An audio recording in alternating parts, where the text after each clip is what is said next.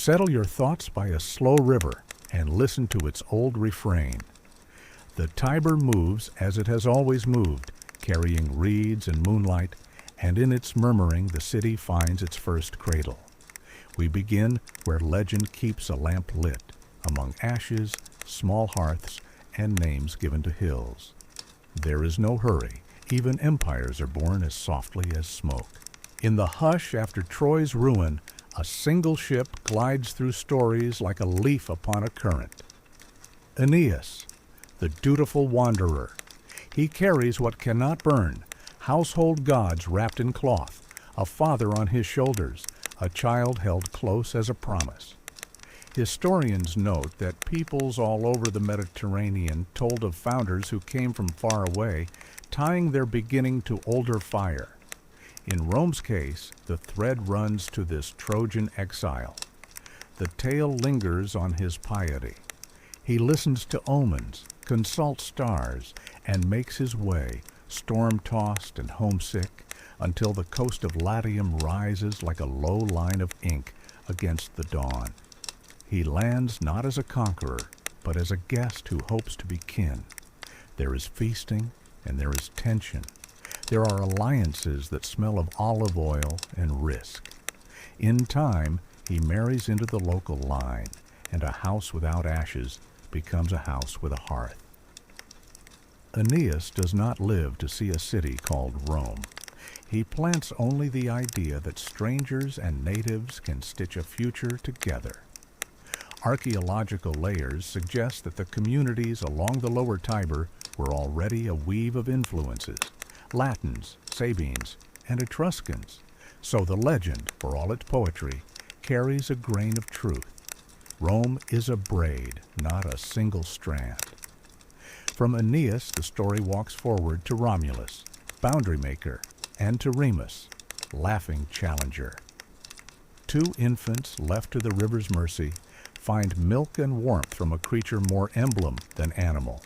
She-wolf, mother, fate in fur. Whether the wolf is memory's metaphor for a kindly shepherd's wife or a sacred sign, the image stands. Rome claims wild strength as nurture. When the twins grow, the earth waits for a line to be drawn.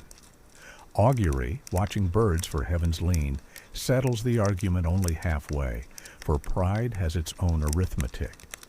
Romulus traces a furrow. Remus leaps it with a grin that says, "What is a wall to a brother?" The answer is as hard as law, boundary is sacred, and the laughing leap is mortal. Historians note that myths of foundation often carry a necessary sorrow. Something must be given to bind the place. Here, the gift is a twin. Romulus's first acts are simple and serious. He names the hills and watches the river.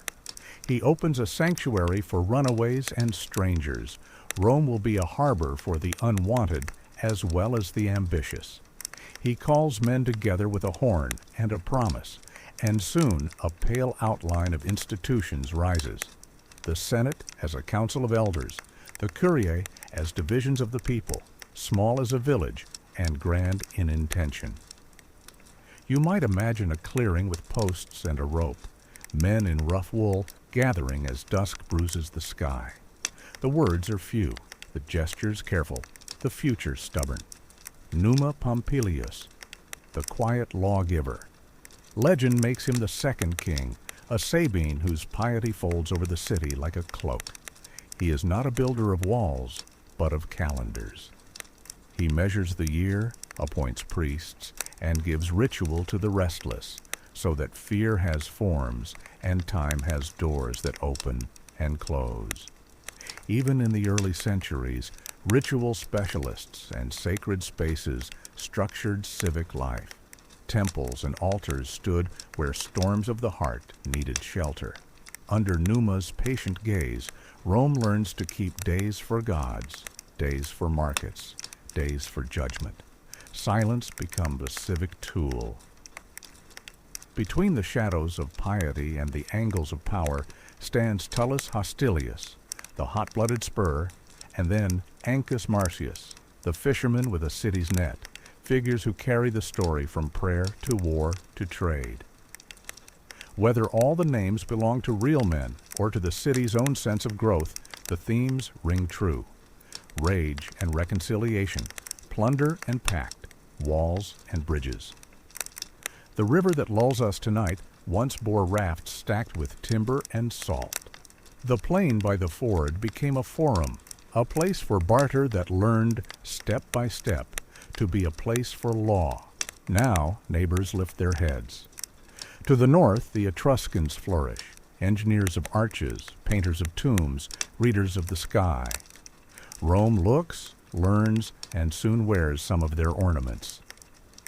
Tarquinius Priscus. Builder's ambition steps into the story here, a figure of mixed line and greater will. Under his hands and those of his house, the city changes shape. Stones begin to think of themselves as roads. Drainage turns the low, marshy ground between hills into a place a crowd can stand. The Cloaca Maxima, great sewer with a grand name, eases floods and teaches the city to live with its river, not under it. Early Roman urbanism is a conversation with water. Flood, drain, pave, repeat. In that patient rhythm, civic life finds its stage. An arena appears, not of marble, but of promise. Chariots chase glory in circles. Crowds learn to shout in one voice. To process through the city with captured kings and carts of spoil becomes a ritual with firm choreography. The triumph, half prayer, half theater. The Etruscan scepter and the bundle of rods called fasces, symbol of authority, bound tight with law, enter Roman hands. Borrowing is not shame. It is Roman genius, the way a city learns to be many cities without losing its name. Servius Tullius. The census weaver follows, whether as son-in-law or ward, whether as freedman elevated by merit or noble by quiet craft. The sources disagree, and historians remind us to hold the story lightly.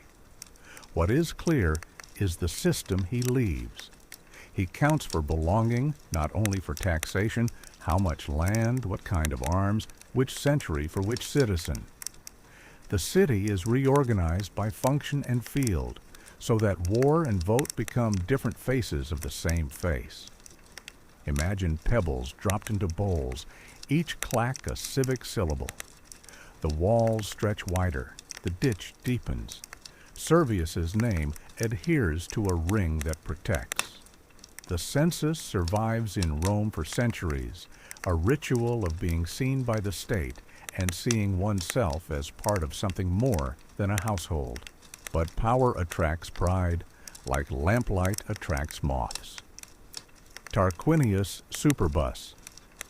Iron bloom of arrogance arrives with a sharper jaw.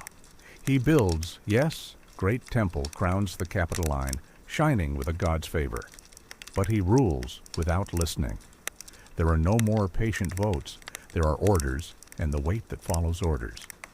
In his court moves a story Rome will never stop telling. Lucretia, wounded virtue. A noblewoman wronged by a prince, she chooses death rather than live under shame she did not deserve. It is a hard story to whisper before sleep, but the city insisted on remembering, as if to say, some things cannot be tolerated. Some griefs must be turned into law.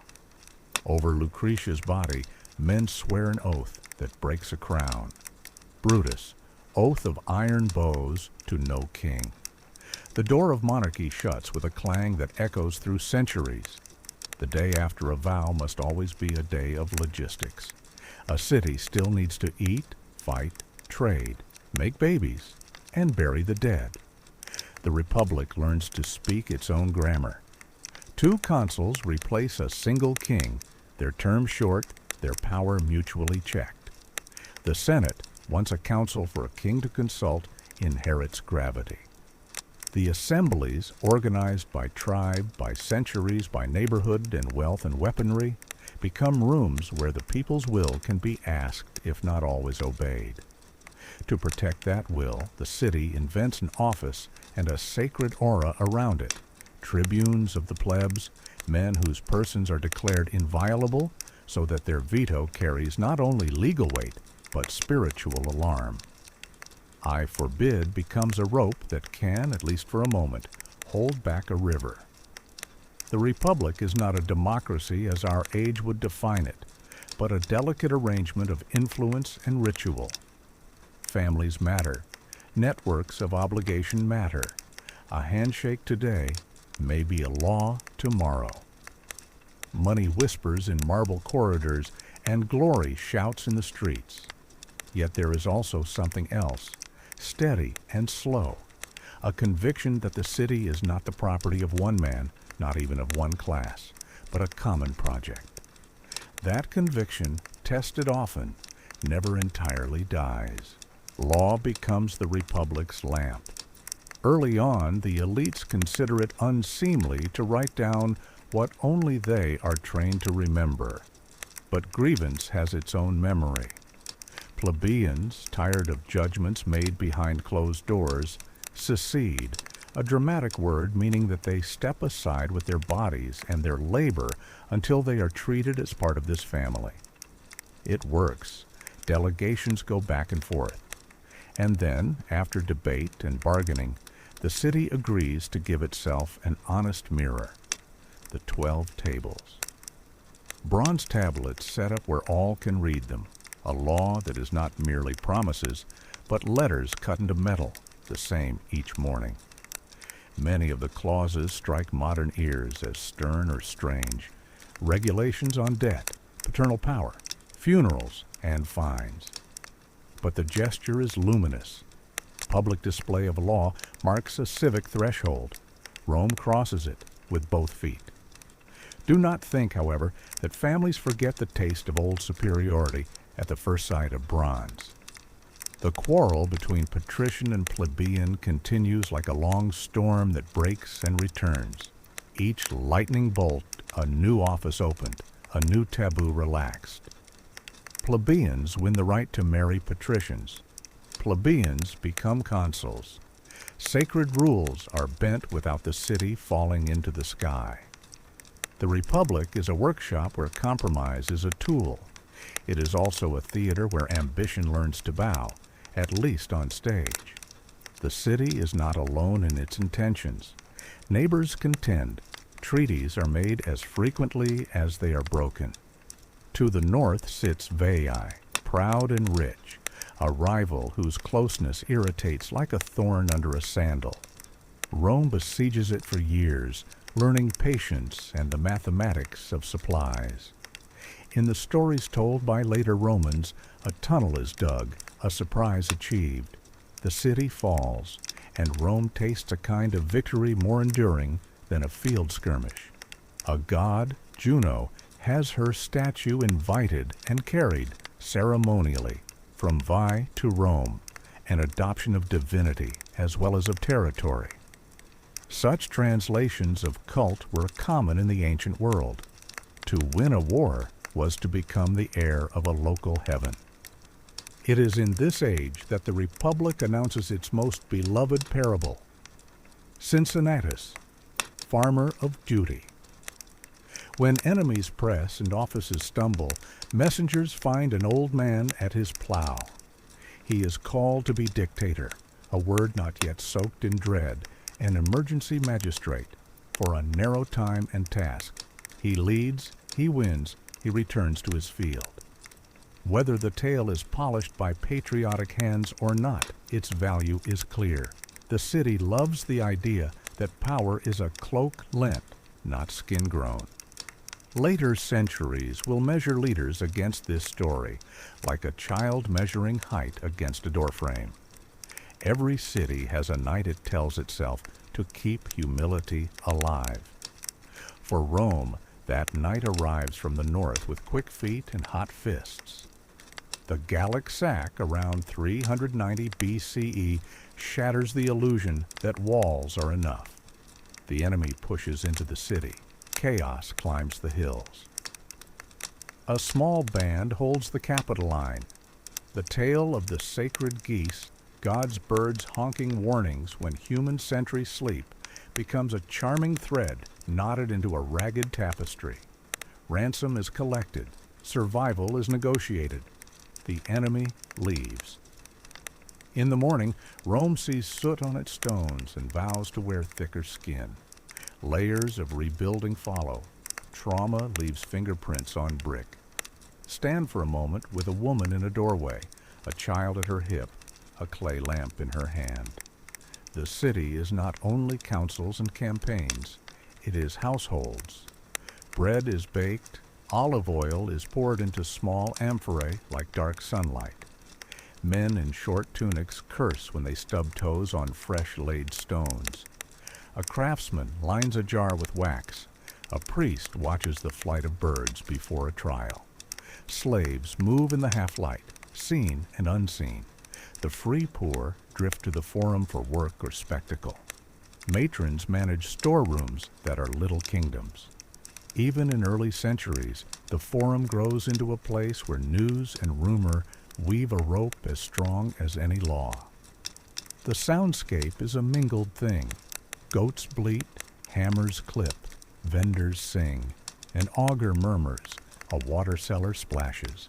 Religion is daily habit as much as holy day. Vesta's hearth burns as a symbol of communal life. If the flame goes out, worry travels like a draft under a door. A boy offers a pinch of grain to a statue's palm. A soldier taps a standard and whispers a hope he would not dare say aloud. Evidence is shy.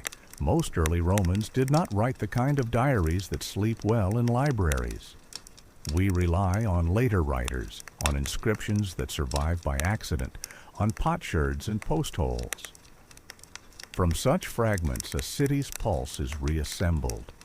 Now watch Rome teach itself to walk farther. The Tiber is no longer a boundary. It is a spine. Trails harden into roads. The plain to the south is not merely neighbor, it is appetite. Latin towns form leagues and confederations.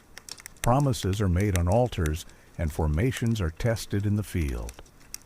Out of clash and courtship, Rome develops a genius for relationship, to conquer without erasing, to bind by treaty and graded citizenship, to tether pride with practical benefit.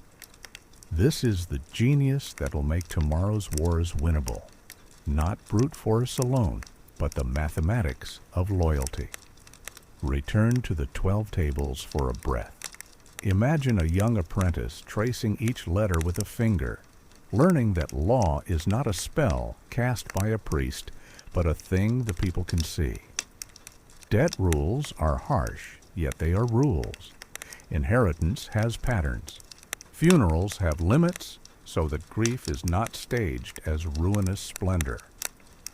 The Republic polices not only crime but display, worrying that wealth, if it boasts too loudly, will tear the fabric that holds poor and rich to the same name. Over centuries, this anxiety hardens into sumptuary laws, an ongoing argument between silk and simplicity. We cannot leave these early rooms without looking at land. Fields are wealth. Land is blood translated into harvests. In the 4th and 5th centuries BCE, men fight for orchards as much as for honor. The state distributes plots to veterans. Clans engulf wasteland and call it theirs. Cunning farmers mark boundaries with stones and gods. Over time, patterns of ownership take root that will later flower into trouble. But in these first decades, the city moves with the innocent hunger of youth. More fields mean more citizens. More citizens mean more soldiers.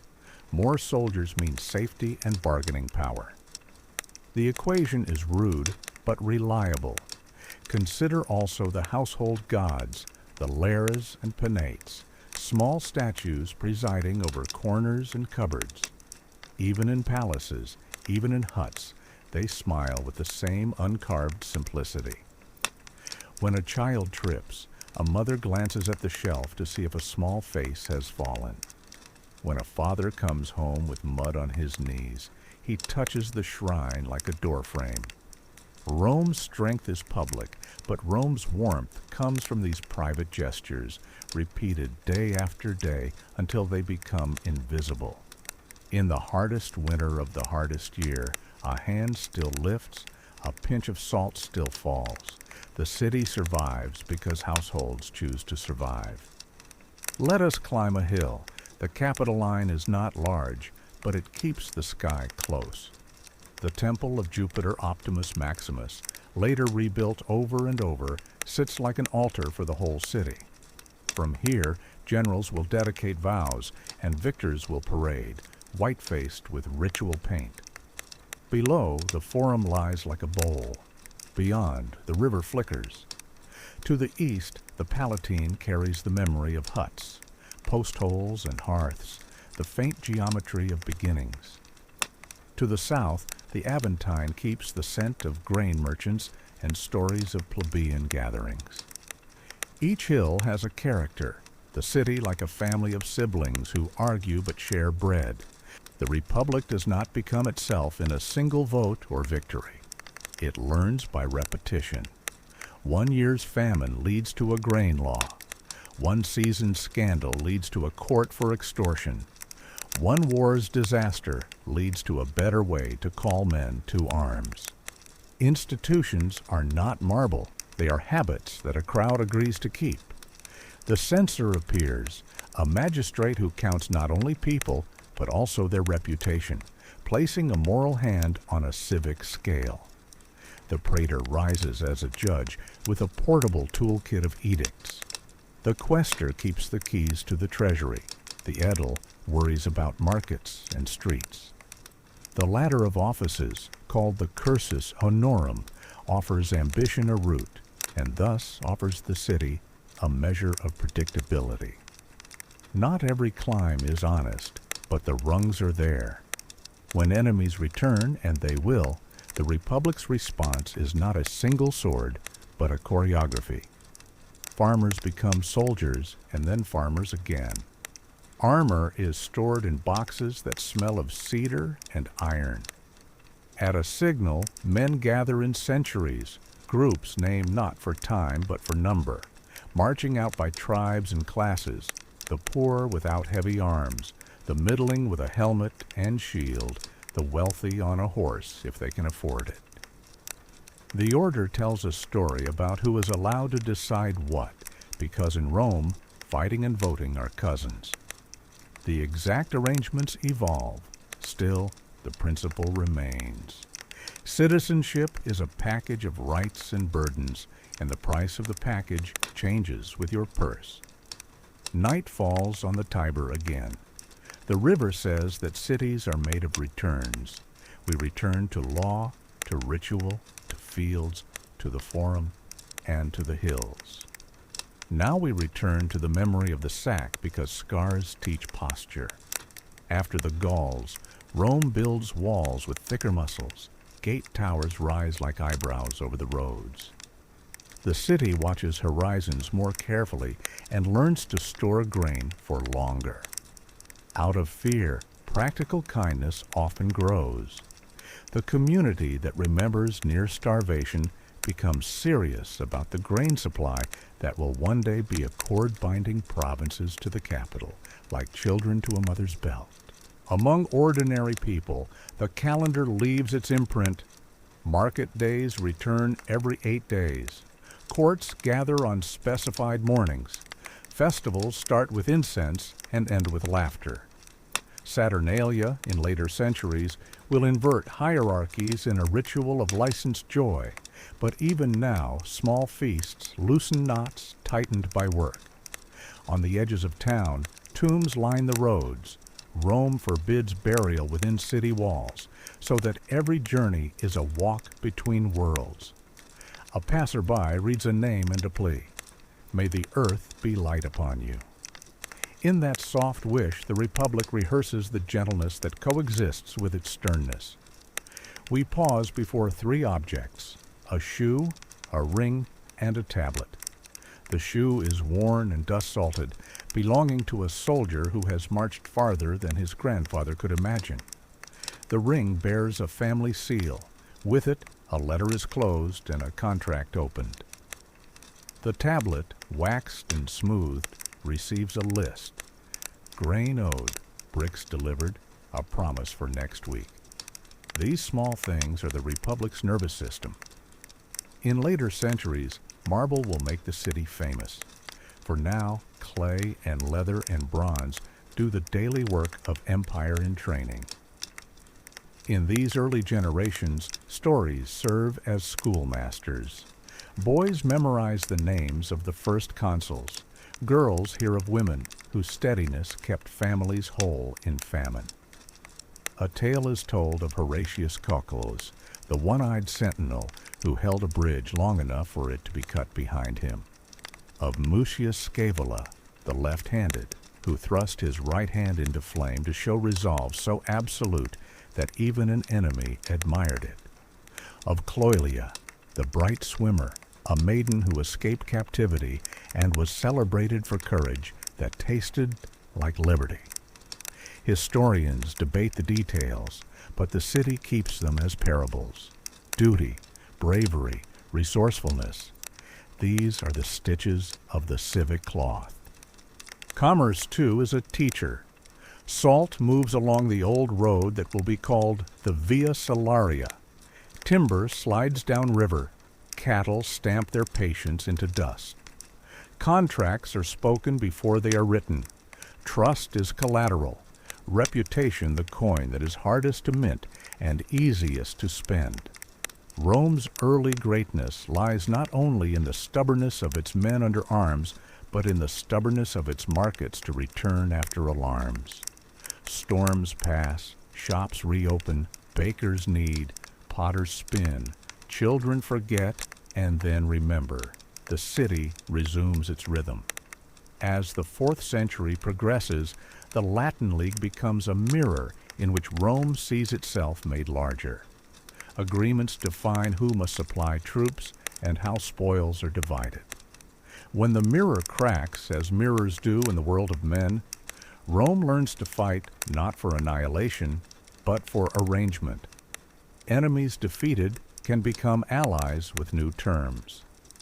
Citizenship, once a jealously guarded name, reveals itself as a gradient rather than a gate. This flexibility will be Rome's most persuasive weapon. Religion remains the city's grammar. Under Numa, so the stories say, the Flamens, priests dedicated to particular gods, take up their strange, strict offices. The Pontifex Maximus becomes the keeper of sacred law. The Vestal virgins tend the state's flame. Calendars are pinned to walls like nets. Oaths are not casual. To swear by a god is to stitch one's soul into a fabric that will not easily tear. Even skeptics keep habits, the way a sailor who does not believe in omens still glances at the sky. Public vows accompany public works. A road surveyed with an invocation, a bridge begun with a prayer. Stone without ceremony is just stone. With it, the city persuades itself that it is eternal. The kings are gone, but the memory of kingship haunts debates. Any man who gathers too much power too quickly is accused, if only under breath, of wishing to be a king. The word itself tastes like iron in the mouth. Yet the Republic, wary or not, must entrust individuals with command in emergencies. Hence the office of dictator, lawful and limited.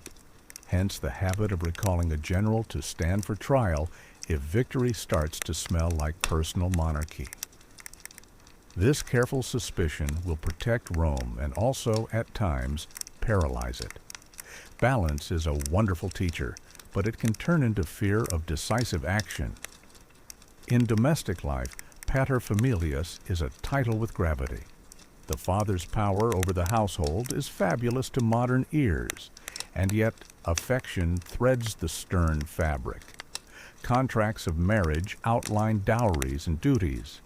Funerary inscriptions praise wives as kind, hard-working, modest, watchful of the home.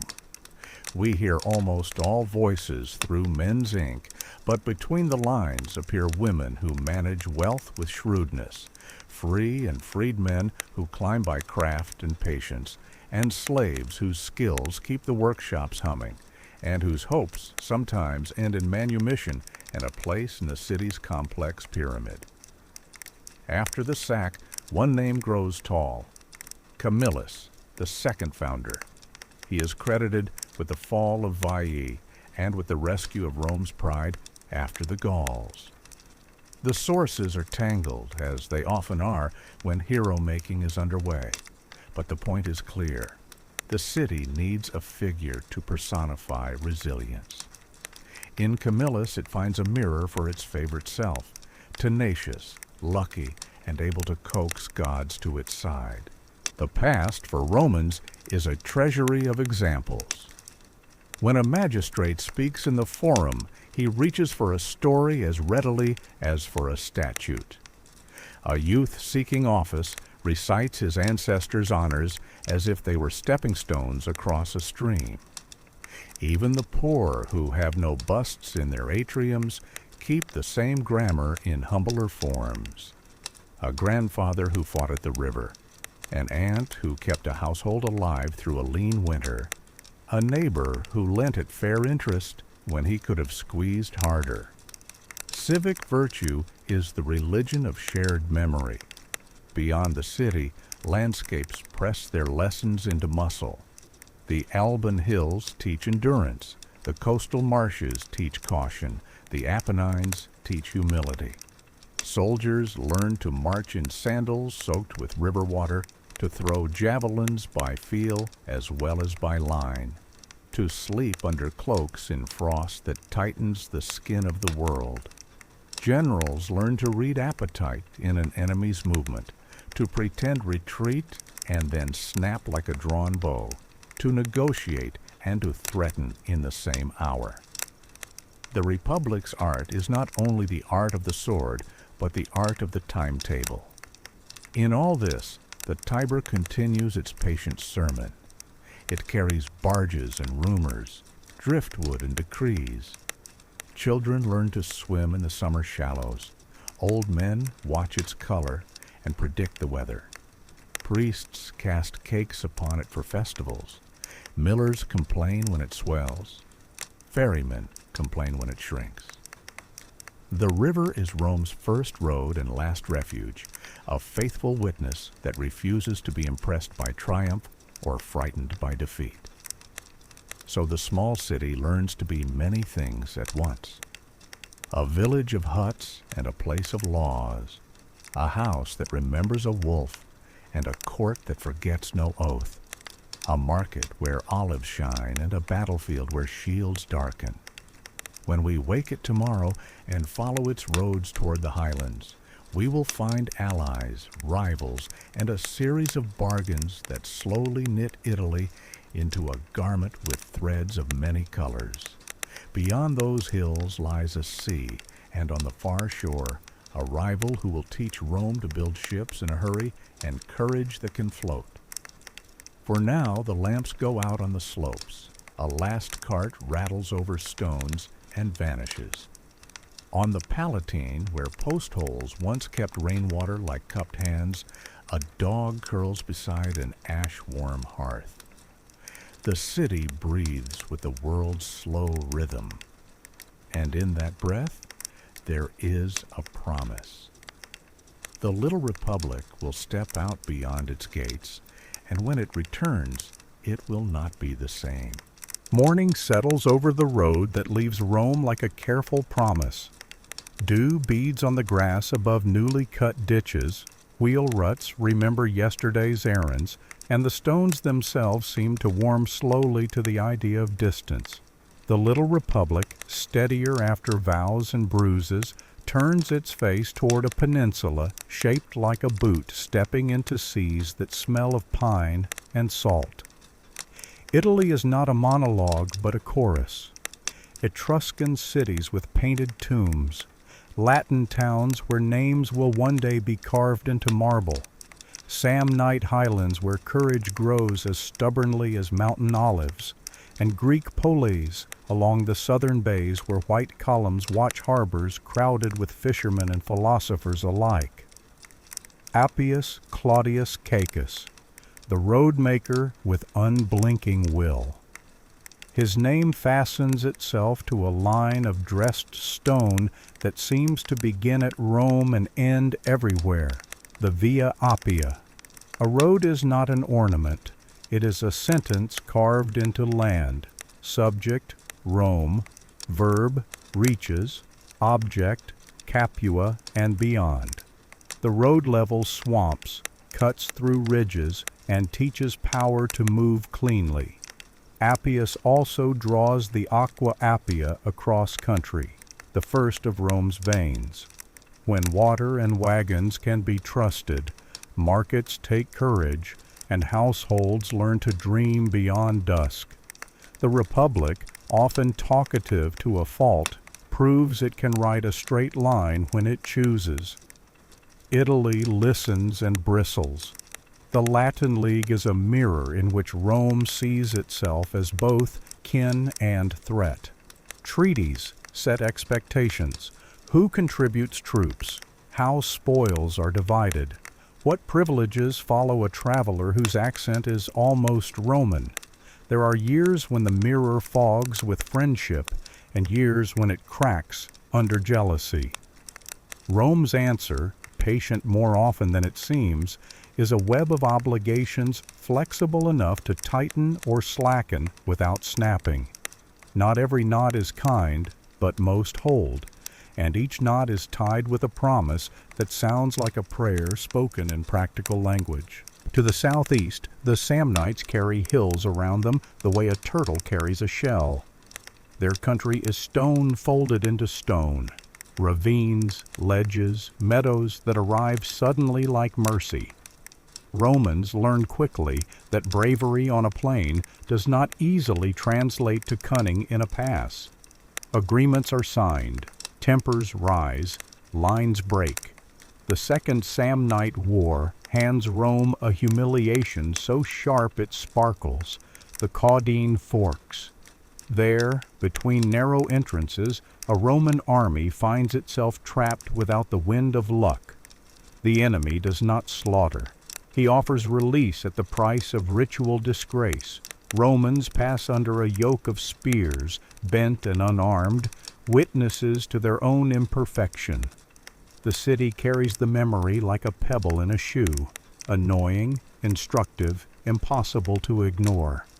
Time, better maps, and more careful pride grind that pebble down. Out of these mountain lessons comes a new grammar of fighting. The rigid phalanx gives way to a more flexible manipular formation that treats a battlefield of terraces and ravines as a conversation rather than a shout. Centuries are arranged in lines that can bend without breaking. Standardized equipment makes men look like brothers. Experience shifts from a private heirloom to an institutional memory. The Latin War tightens Rome's grip on the heartland, not by erasing neighbors, but by giving them a place in the Roman story on Roman terms.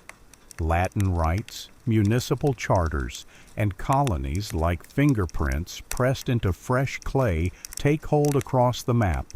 Farther south, a quarrel at Tarentum draws a new actor onto Italy's stage. Pyrrhus of Epirus, the glittering visitor. He brings elephants that move like walking walls and a resume full of borrowed Alexandrian light.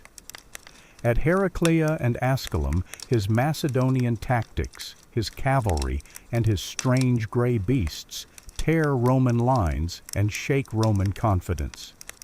Yet the visitor finds the victory he wins too expensive to repeat. A Pyrrhic victory becomes a proverb, a triumph that eats its own future. When he moves north toward Rome, envoys and weather and weariness conspire to turn him back. At Beneventum, he tastes Roman stubbornness flavored with improved tactics and a refusal to be impressed by exotic muscle. Pyrrhus returns across the sea with stories. and Rome keeps one of them as a mirror. The city can be hurt and still not stop. With Pyrrhus gone, the south shifts.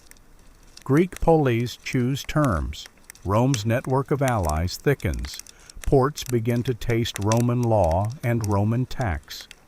Municipal models, Latin rights, and graded citizenship turn diversity into a workable mosaic. Colonies planted at strategic mouths of roads and rivers function as anchors and eyes. They hold terrain, watch neighbors, and Romanize slowly by the quiet power of habit. By the early 3rd century, Italy is not entirely Rome, but it is tightly tied to Rome, its treaties, its roads, and its calendar. Across the narrow water to the southwest lies an old and able rival, Carthage. It is a city with salt in its bones and traders in its blood, a place that thinks in ships and contracts. For a time, Rome and Carthage nod at one another like cautious merchants who have learned to share a street. They sign treaties that place lines on maps and limits on ambition. Sicily, however, is a stone heaved into the quiet water between them, and the ripples will carry both cities toward a century of trial. The door opens in a provincial quarrel. Mercenaries called the Mamertines seize Messana and invite help against Syracuse's firm hand. Carthage arrives first and plants a garrison. Rome, torn between caution and pride, decides that aiding kindred opportunists is a lesser risk than letting a naval rival lock the straits. The First Punic War begins not with a grand design, but with a set of small choices that accumulate into destiny. Rome knows land, Carthage knows sea. For the war to be anything but an island stalemate, Rome must learn to float and fight at the same time. It does what it often does best. It copies without shame and improves without apology. Captured ships become models. Shipyards bloom along the Tiber. Crews practice on wooden benches set on dry ground to teach rhythm before reality. Gaius Duilius, first master of an unfamiliar element. At Mylae, he wins Rome's first major naval victory, not by outsailing, but by turning sea into land with an invention called the corvus, a gangplank with a spike that bites into an enemy deck so that Romans can board and fight as if the waves were a field. Victories light up the map like small lamps, Agrigentum on land, Ecnomus at sea, and footholds around Sicily's rim. Rome eyes Africa, and, flush with confidence, sends an expedition across. Marcus Attilius Regulus, stern envoy with a hard chin, he wins, advances, and then discovers that courage cannot replace caution forever. Carthage hires Spartan skill. The Roman force is broken. Storms tear up fleets on the return as if the sea itself had joined the enemy. The Republic learns a costly lesson. Overwhelming will does not grant a warranty against weather. Back in Sicily, the war grinds. Hamilcar Barca. Patience by the sea takes command and turns the conflict into a school for endurance. He raids, retreats, and refuses to lose, teaching his young son that a stubborn map can be rewritten with time. In the end, Rome confronts the problem the way it began it, by building. Tax farmers finance a new fleet. Citizens donate their fortunes and their hopes. Crews are trained again as if no storm had ever existed. At the Aegates Islands, Gaius Lutatius Catulus, the finisher, meets Carthage in a battle not decided by clever rams, but by better crews and lighter ships. Carthage sues for peace. Sicily becomes Rome's first overseas province. Indemnities tighten Carthage's purse, and a precedent is set that will shape centuries. governors, tax collectors, and an imperial appetite that tastes like administration. Between wars, unease simmers. Rome, annoyed by opportunism during a mercenary uprising, seizes Sardinia and Corsica while Carthage is on its knees. The gesture is legal by the letters of power, but not generous by the spirit of honor. Resentment takes root on the far shore. Carthage turns its eyes to Iberia, the broad land of rivers and mines. Hamilcar, the lion whose cub is watching, lays foundations. Hasdrubal the fair, the builder extends them. A treaty along the Ebro draws a line that is meant to be final. But lines, like promises, live or die by context. On that Iberian frontier stands Saguntum, bound to Rome by a friendship close enough to matter and ambiguous enough to be disputed. Hannibal Barca, oath-bound storm, takes command in Spain and faces the city with the memory of his father's bitterness in his mouth. He moves against Saguntum. Months of courage and starvation end in a fall. Rome protests. Carthage answers with legalism. The fuse is lit again. Hannibal does not take the sea. He takes the long road north, then west, then across the Alps, where the sky leans close to the earth and snow teaches silence. Men die. Horses stumble. Elephants fumble for footing. Yet the army emerges into Italy like weather arriving. At the Ticinus and the Trebia, Roman eagerness meets Punic experience and loses. At Lake Trasimene, mist and ambush fold a consular army into disaster. Rome's pride, bruised but breathing, chooses a new posture. Quintus Fabius Maximus, the delaying fox. He follows without embracing, harasses without overcommitting, taxes the invader with time. The people snicker and call him cautious as an insult. Then Cannae teaches them to pronounce caution as if it were a hymn. On that hot field, Hannibal's genius draws Roman boldness into a trap that closes like a fist. Tens of thousands fall. The Republic walks home stunned, as if the sun itself had been struck and dimmed. The city does not surrender. It tightens its belt and its laws. It raises more legions, forbids public grief that would weaken morale, and turns Rome from a proud speaker into a quiet worker. Allies waver, some defect. Capua opens its doors to the visitor. Syracuse, calculating her odds, chooses the side that feels briefly like the winning one. Resistance becomes a patchwork. In Spain, Roman fortunes flicker. Commanders die. New ones arrive. Learning takes root. A young aristocrat named Publius Cornelius Scipio, gambler of sunlight, steps into the theater with a blend of audacity and grace that feels like a breeze after a long fever. Scipio studies his enemy and the ground as if both were books. He takes New Carthage in a strike that combines speed, tide, and the trust he inspires in men who would follow him into fire. Iberian tribes who were clients of Carthage listen to Rome's new voice and hear respect in it. Step by careful step, Punic holdings in Spain shrink until they become memory. Meanwhile, in Sicily, Rome puts her faith in patience lined with steel. Syracuse falls after a long siege in which Marcellus, the sword of Rome, admires even what he must destroy: ingenious engines and the quiet mind of Archimedes, whose death becomes a symbol of war's indifference to intellect. Tarentum is retaken. Capua, exhausted by her choice, is punished, not annihilated. Rome's policy is not mercy for its own sake, but future control by measured severity. Scipio returns to Rome with a plan taller than his years. He wants to carry the war to Africa, to force Hannibal home and make Carthage taste the fear she has poured into Italy. Opposition in the Senate measures him against the ghost of Cannae and finds him too bright. Yet the people, weary of years of fire and ash, trust brilliance once more. Scipio sails.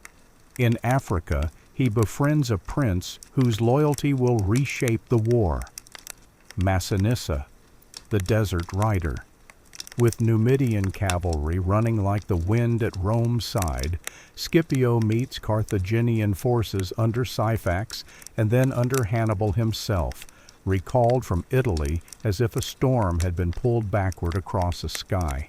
At Zama, lines dress for a final argument. Elephants lumber forward. Trumpets answer. Dust thickens until it becomes a room. Scipio's maniples open corridors for the beasts to pass through, then close like a hand. Cavalry meets cavalry in a whirl of speed and grit. Infantry settles into the oldest conversation men have. Push, yield, push again. When the dust thins, Hannibal's legend remains, but his army does not. Peace is negotiated. Indemnities are heavy. Carthage retains her city, but loses the right to choose the kind of future states choose. Rome steps into a larger self and finds that her sandals now fit seas as well as roads. Victory spreads responsibilities like a feast that must be cooked every day. Provinces need governors. Governors need oversight. Taxes require systems and honesty that are not always available. Sicily becomes a granary that keeps Rome from hunger, but creates new temptations for those who stand between field and forum. Courts for extortion will be built because extortion shows up early and often. The habits of a city-state bend into the habits of an empire, and not all the old virtues bend without creaking. Carthage, cut down but not cut out, learns to live within fences and to thrive in trade again. Her recovery wakes Roman anxiety like a noise in the night. Cato the Elder. The refrain keeper ends speeches with the same note, a drum beat that insists on a single solution. Meanwhile, a dispute with Numidia draws Carthage outside the letter of her treaties. Rome seizes the opportunity with the zeal of a man who has already made up his mind. The Third Punic War is brief and pitiless. Roman consuls circle, cut, and tighten like a noose woven from experience. The siege runs for years all the same because cities with long memories do not empty themselves easily. Streets become trenches, roofs become ramparts, hunger becomes a third combatant. When the walls are finally climbed and the fire set, an old power melts into blackness. The story that Romans later tell of sowing salt into the earth is more emblem than event, a way of saying that Carthage would never again be harvest or hazard. Africa becomes a province. Rome adds another ring to the tree trunk of her administration and another set of dilemmas to her conscience. Across the Western Sea, Hispania settles into the awkward adolescence of conquered lands. Garrisons stand like new teeth. Governors try to be fathers and sometimes act like wolves. Tribes remember old freedoms and explore new profits. Some learn Latin words for contracts and sue for Roman justice. Others learn the Roman words for defiance and take again to the hills. Roads cut, bridges build, and the Republic discovers that an empire's hardest work begins after victory. At home, triumphs parade and funerals measure the cost that triumphs try to hide. Veterans return to fields that do not feel like the ones they left. Wealth concentrates. Villas spread across Italy like quiet republics of stone. Slaves, taken by the tens of thousands in Sicily, Spain, and Africa, change the economy's rhythm. Grain pours from Sicily and later from Africa, cheap enough to reshape what small farmers can sell and what they must abandon. The city swells with men who wear their citizenship like an old cloak and seek new purposes in a capital that feeds them bread and memories. Laws try to catch the future like a fisherman trying to net a tide. The Senate, proud and practical, manages an expanded world with tools designed for a smaller one. Provincial governors are chosen from the same catalog of families. Accountability is a word much loved and much delayed. Courts exist. Juries sit. Verdicts are passed. Yet the distance between Sardinia's fields or Spain's valleys and a Roman courtroom is not measured only in miles. Meanwhile, the Roman habit of sharing burdens and benefits with allies becomes complicated by success. Italians who marched under Roman eagles begin to ask whether the name that has bound them to glory can be theirs in full. The question will ripen over decades. For now, it is a fruit still green but visible on the branch. And yet, for all the creaking, the machine works. Roads run like sentences that end with ports. Legions move with a punctuality that shames the seasons. Treaties are inked and kept or broken with reasons that feel like principles. The republic that learned to endure defeat on stony ridges has learned to distribute victory across seas. Poetry thickens. History grows academic muscles. Statues on the Capitoline learn to look past the Tiber toward horizons that now include pillars at the world's edge. The Punic story closes not with a line, but with a loop. Sicily, which lured Rome into ships, remains a school for governors and a measure for justice. Sardinia and Corsica, once dramatic prizes, settle into the undramatic labor of sending timber, metals, and men to the capital's needs. Spain, rough and red in the evening light, promises wealth and asks for patience. Africa, at once chastened and fertile, fills granaries and inflames debate whenever the memory of Carthage's walls crosses a senator's mind. Rome, walking through her forum at dusk, hears the echo of languages she has learned to understand well enough to tax.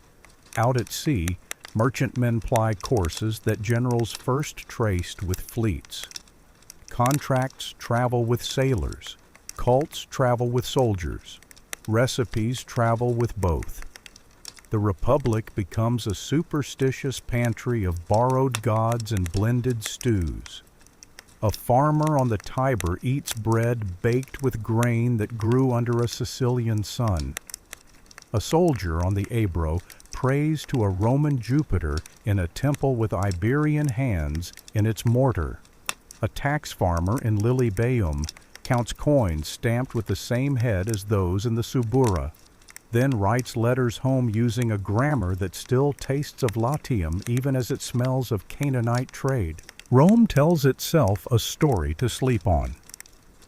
We endured humiliation and reversed it. We met genius and survived it. We burned a rival and became something larger than prudent men had dreamed. Beneath the story, quieter truths stir. The cost to small farms, the strain on old balances, the new appetites that make senatorial debates longer and street arguments louder. Those truths will ripen until they fall like heavy fruit into the hands of men who promise to carry their weight. For now, the map shows a republic that holds Italy with a net of treaties and colonies, steps into the western Mediterranean with a governor's calm and a soldier's posture, and looks east with a curiosity that will soon grow teeth. The road we began on this morning, the one that left Rome like a careful promise, has reached across mountains and water and returned with a different city walking upon it. The next chapter does not wait overseas. It waits at home, where victory has altered the arithmetic of property, pride and power so deeply that the old tools of compromise will begin to bend. The little republic breathes out. It has won, and winning has changed its lungs. The air is richer and heavier. In that heavier air, voices that once whispered will learn to speak in the square. The road turns toward fields and families, toward tribunes who carry scales in their hands, and generals who carry their reputations like banners. Tomorrow we will follow them. Dawn settles upon a city that has learned to speak to seas. The victories that stitched Sicily, Spain, and Africa to Rome have made the forum louder and the countryside quieter. Ships return full, villas grow wide. Small farms feel the wind shift and sometimes fold like tents after a long market day. In the new prosperity there is an unease that walks as softly as a magistrate's sandals at dusk. The Republic has grown powerful enough to discover its own fault lines. Fields tell the story first. Estates, latifundia, spread across hills where veterans once measured their pride with a boundary stone and a prayer. Slave labor, bought by the tens of thousands in the last wars, cheapens harvests and fattens granaries. But it thins the citizen body that used to march and vote with calloused hands. Grain from Sicily and Africa, stacked in clean geometry on the river docks, lowers prices in the city and lowers spirits in the countryside. A pattern of displacement appears. Men who once owned little but owned it completely come to Rome to own nothing but their names. The city does not yet know how many names it can carry. Into this murmuring tension steps a young tribune with a scale in his hand. Tiberius Sempronius Gracchus, measure for the landless. He is no stranger to grandeur. His mother is Cornelia, widow of Scipio Africanus, a matron praised for her mind and for calling her children her jewels. Tiberius walks the forum with a calm that feels like sunlight through leaves. He proposes to enforce old limits on the public land, ager publicus, so that monopolies that grew like ivy in war's shadow are trimmed, and citizens without fields can once again feel soil under their fingernails. His plan is not the end of wealth. It is a reminder that the state owns a portion of the earth upon which the state depends. The Senate is troubled, not only by the details, but by the direction. Land is power made visible. To redistribute it is to rearrange honor. Tiberius appeals to the assembly, and the old rhythm of compromise stumbles. He replaces a colleague who blocks his bill. He seeks re-election to protect his work. He gathers supporters who believe that the Republic's body must be reset at the bones.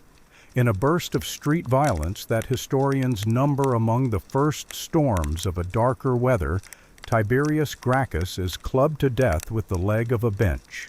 A reformer falls. A precedent rises. The use of force under a veil of legality. The decision to turn rivalry into rupture. His brother takes up the broken scale and holds it higher. Gaius Sempronius Gracchus, roads, grain, and a wider name. He is quicker, more comprehensive, a statesman who seems to legislate with both hands at once. He builds roads that make Italy feel smaller and Rome feel nearer. He arranges a subsidized grain price that steadies stomachs and thus steadies tempers. He reforms juries so that equites, men of wealth outside the Senate, sit in judgment over provincial governors accused of extortion.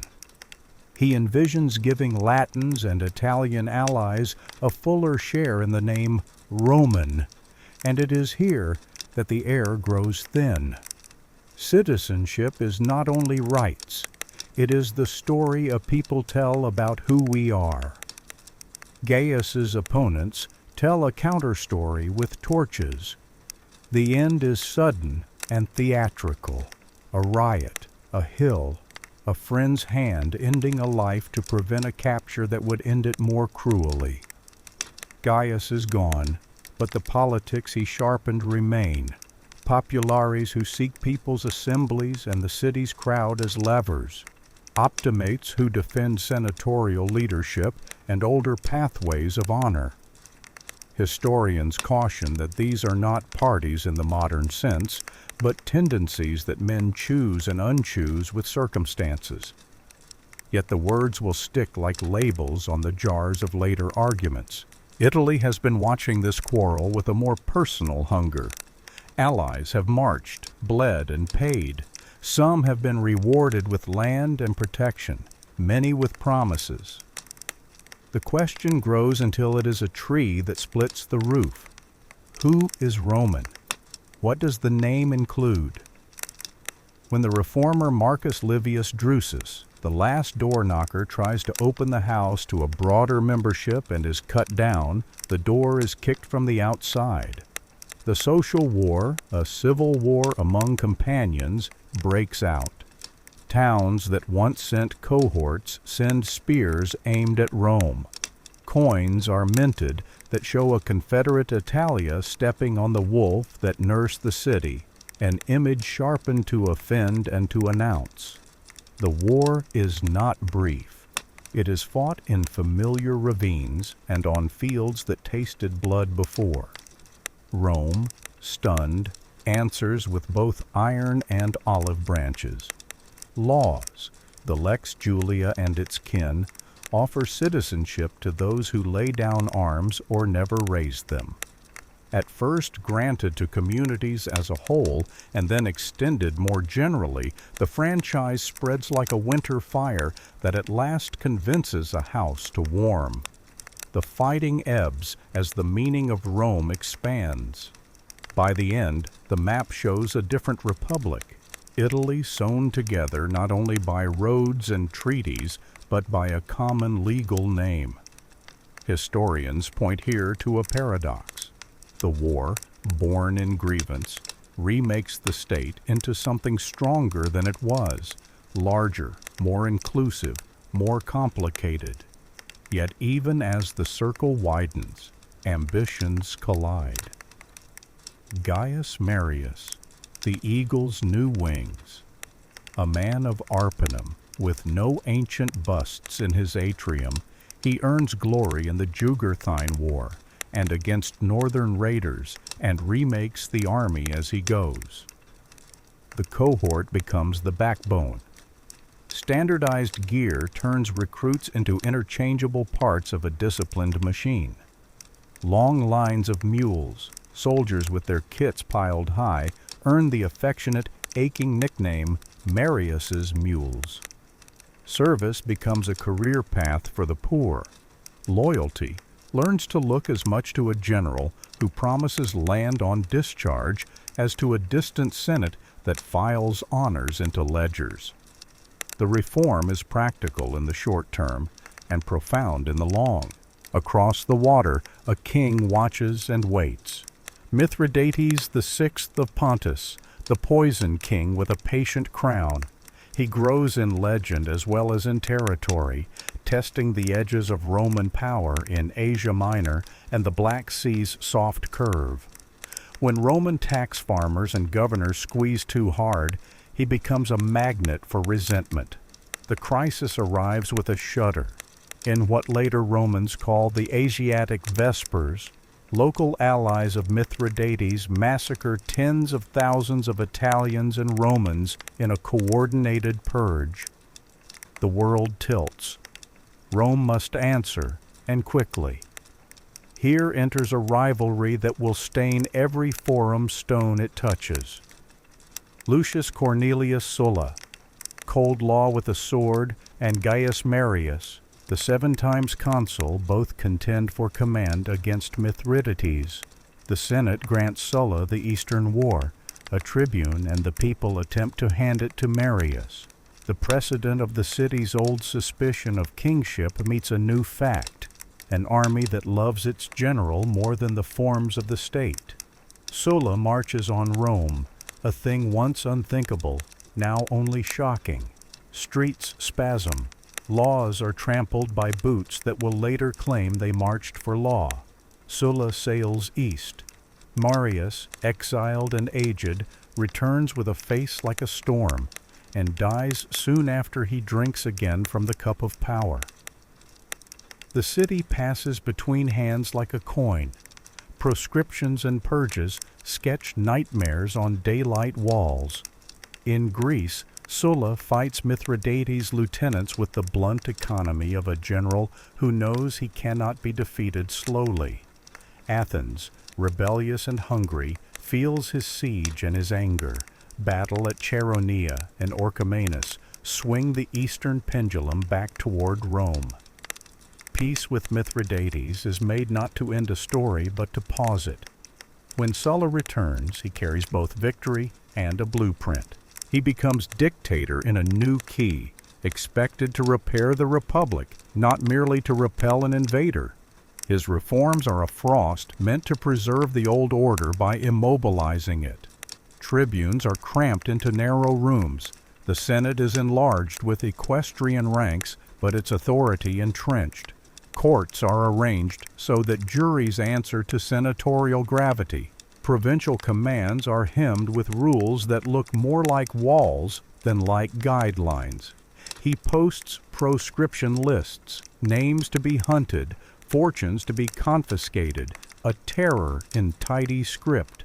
Then, astonishingly, he resigns and retires to his garden, as if to prove that he was never a king and that iron can be put down as well as picked up. Historians differ on his motives, but agree on his consequence. He left a republic that had learned how to wound itself with legal tools. Vacuum invites velocity. Marcus Licinius Crassus, the banker of risks, buys not only property but opportunities. Gnaeus Pompeius Magnus, Pompey the Great, the golden youth collects triumphs as if they were laurel leaves that the wind presses into his hair. When Italy shakes under the feet of slaves who have learned too much about Roman fear, a gladiator leads them. Spartacus, the breaker of chains. He is cunning in the open field and elusive in the hills, gathering tens of thousands from broken households and bruised hopes. Rome, embarrassed and enraged, sends forces that fracture against him until Crassus applies discipline like a salve that stings. Punishments are harsh, example is made. The rebellion ends with a long road of crosses that tries to teach with horror what law could not teach with kindness. Pompey returns from Spain at the moment when momentum becomes credit and shares in the victory that was mostly another's. Rivalry, once polite, grows teeth. The sea itself has become an enemy. Pirates, fed by war and by the needs of men who prefer stolen wheat to dear wheat, choke the Mediterranean. They raid coasts, delay grain, and hum songs of impunity in coves that know more geometry than a Roman admiral. The city, hungry and humiliated, turns to Pompey and gives him a command as wide as a map and as deep as a treasury. Pompey, the cleaner of the sea. He divides the Mediterranean into zones, sets legates like chess pieces, and in a season sweeps the pirates into surrender or silence. Grain flows, prices soften, the people applaud. It is a lesson in what concentrated authority can accomplish, and a warning about how pleasant such results can feel. Across the Levant, the old Eastern quarrel still smolders. Mithridates, the long survivor, returns to the stage. Pompey takes up the Third Mithridatic War and makes of it a tour that redraws boundaries and rewrites charters. He pushes the king back until legend outpaces footsteps. Mithridates dies not in a blaze, but in a corner, and his kingdom becomes history rather than hazard. Pompey then turns administrator. He reorganizes the East, settles disputes, installs client kings, and founds cities that look Roman in the street plan and Greek in the sunlight. The result is a belt of provinces and allies that feed Rome with taxes and pride. When Pompey returns, he brings not only wealth, but a structure that makes future governorships into prizes both honorable and dangerous. Back in the capital, the Republic has learned to rely on strong men the way a tired household leans on a hired steward who is excellent at his work. But stewards sometimes like the feel of the keys. Marcus Tullius Cicero. The voice of the Republic rises in this interval, a new man of Arpinum whose words are his swords. He prosecutes corrupt governors, defends the forms against the temptation to shortcut, and, in a winter that will be remembered, thwarts Lucius Sergius Catilina, the conspiracy with a smile. Catiline's plot to seize the city is uncovered. Speeches unfurl like banners in the cold. Men are executed without trial, and Cicero earns the title Pater Patriae while planting in the soil a seed of argument. Can a republic break its own rules to save itself and still remain itself?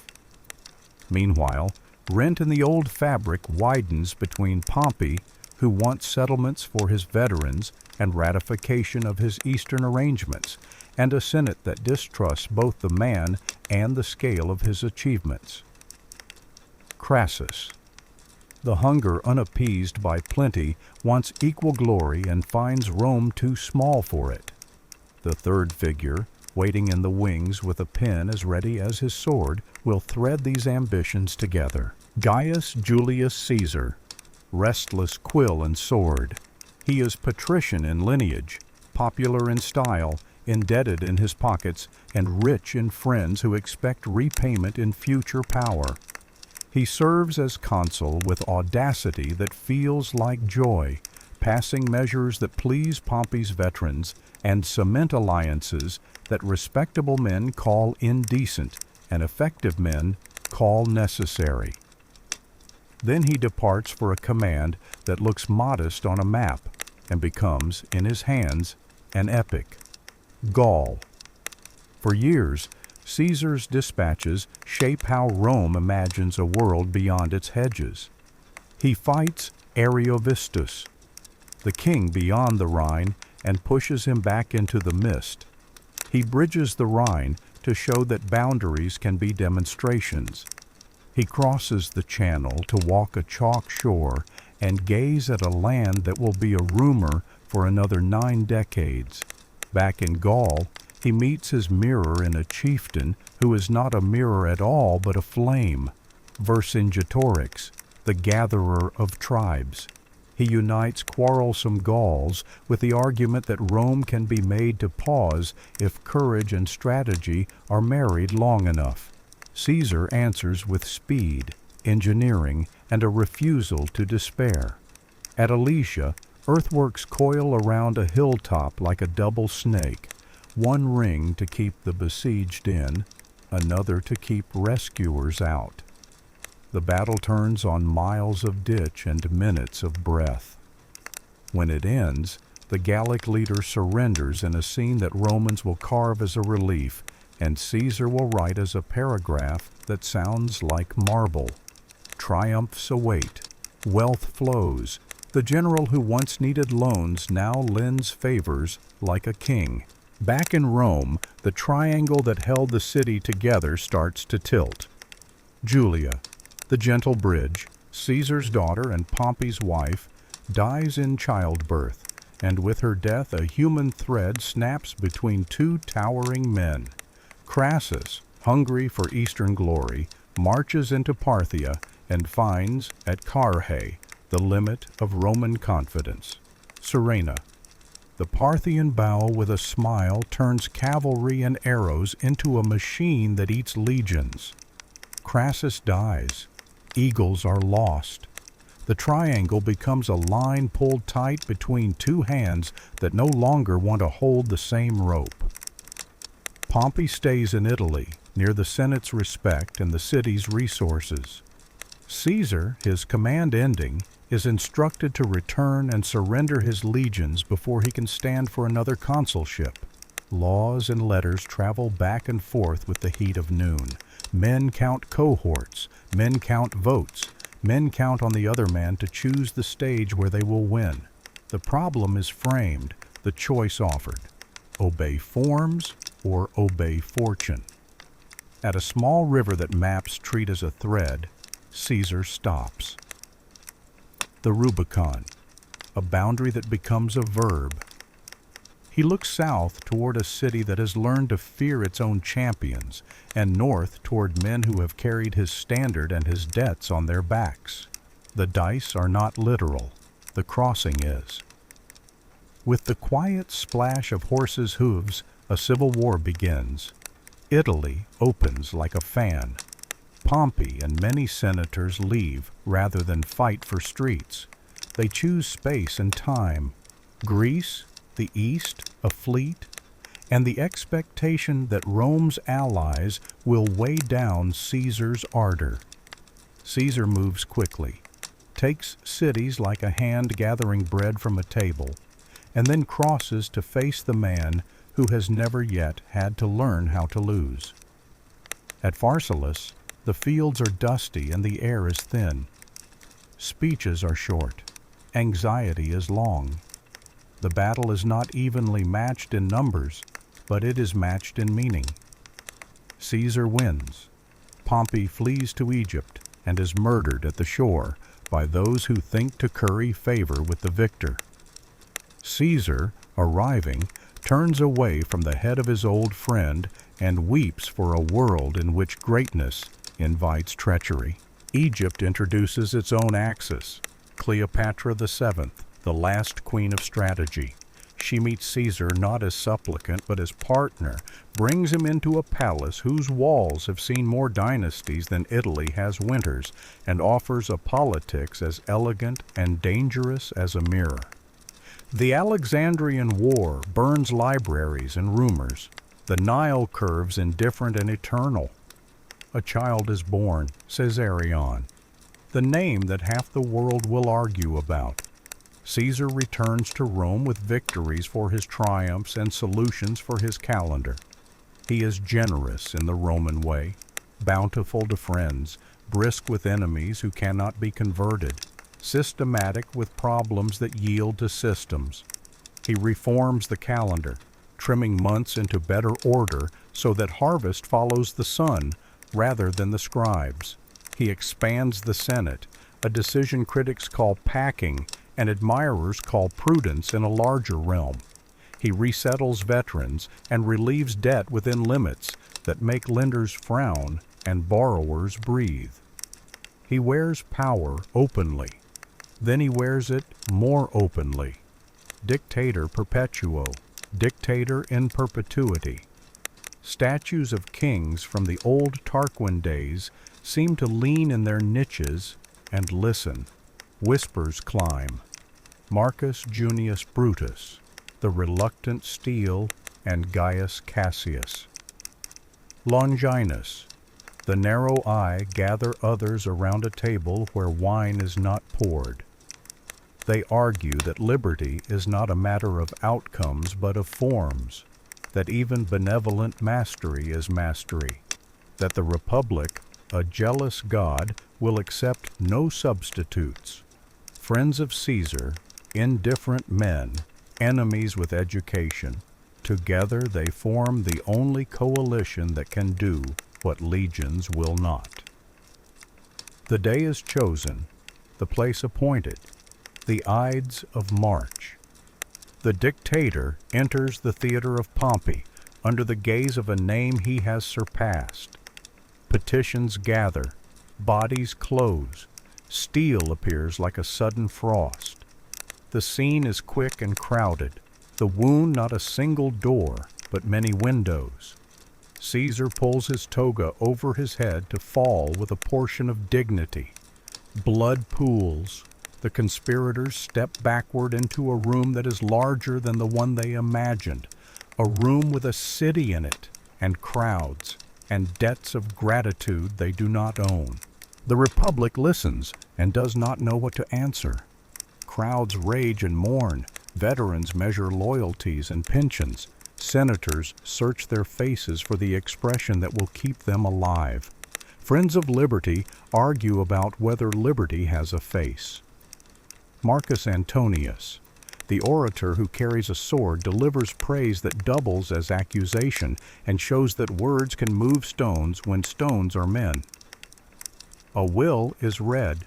Gardens are given to the people. Money is sent. The dead man's generosity speaks longer than daggers, and the city hears. From the eastern horizon, a quiet figure steps nearer, carrying a name like a key. Gaius Octavius, the heir with winter patience. Adopted in Caesar's will, he is young and slight, yet he moves through rooms with an instinct that elders mistake for politeness. He gathers veterans with promises, allies with manners, and time with silence. In his shadow walks Antony, larger and louder. Beyond them both, in a palace along a river, Cleopatra watches the western stage and calculates. The curtain between republic and something else begins to ripple. We close this chapter with a city standing on its balcony, holding its breath. The old words, consul, senate, people, are still spoken, but their meanings feel light in the hand, as if the bronze has been filed thinner by years of emergency. The genius of compromise, Rome's household god, paces the floor. It has carried the city through brothers with dreams, allies with grievances, generals with appetites, and kings who called themselves friends. Now, it must find a way to live with a legacy that changes every conversation. A murdered dictator who was also the most capable administrator of his age, and a boy who carries his name like a lamp.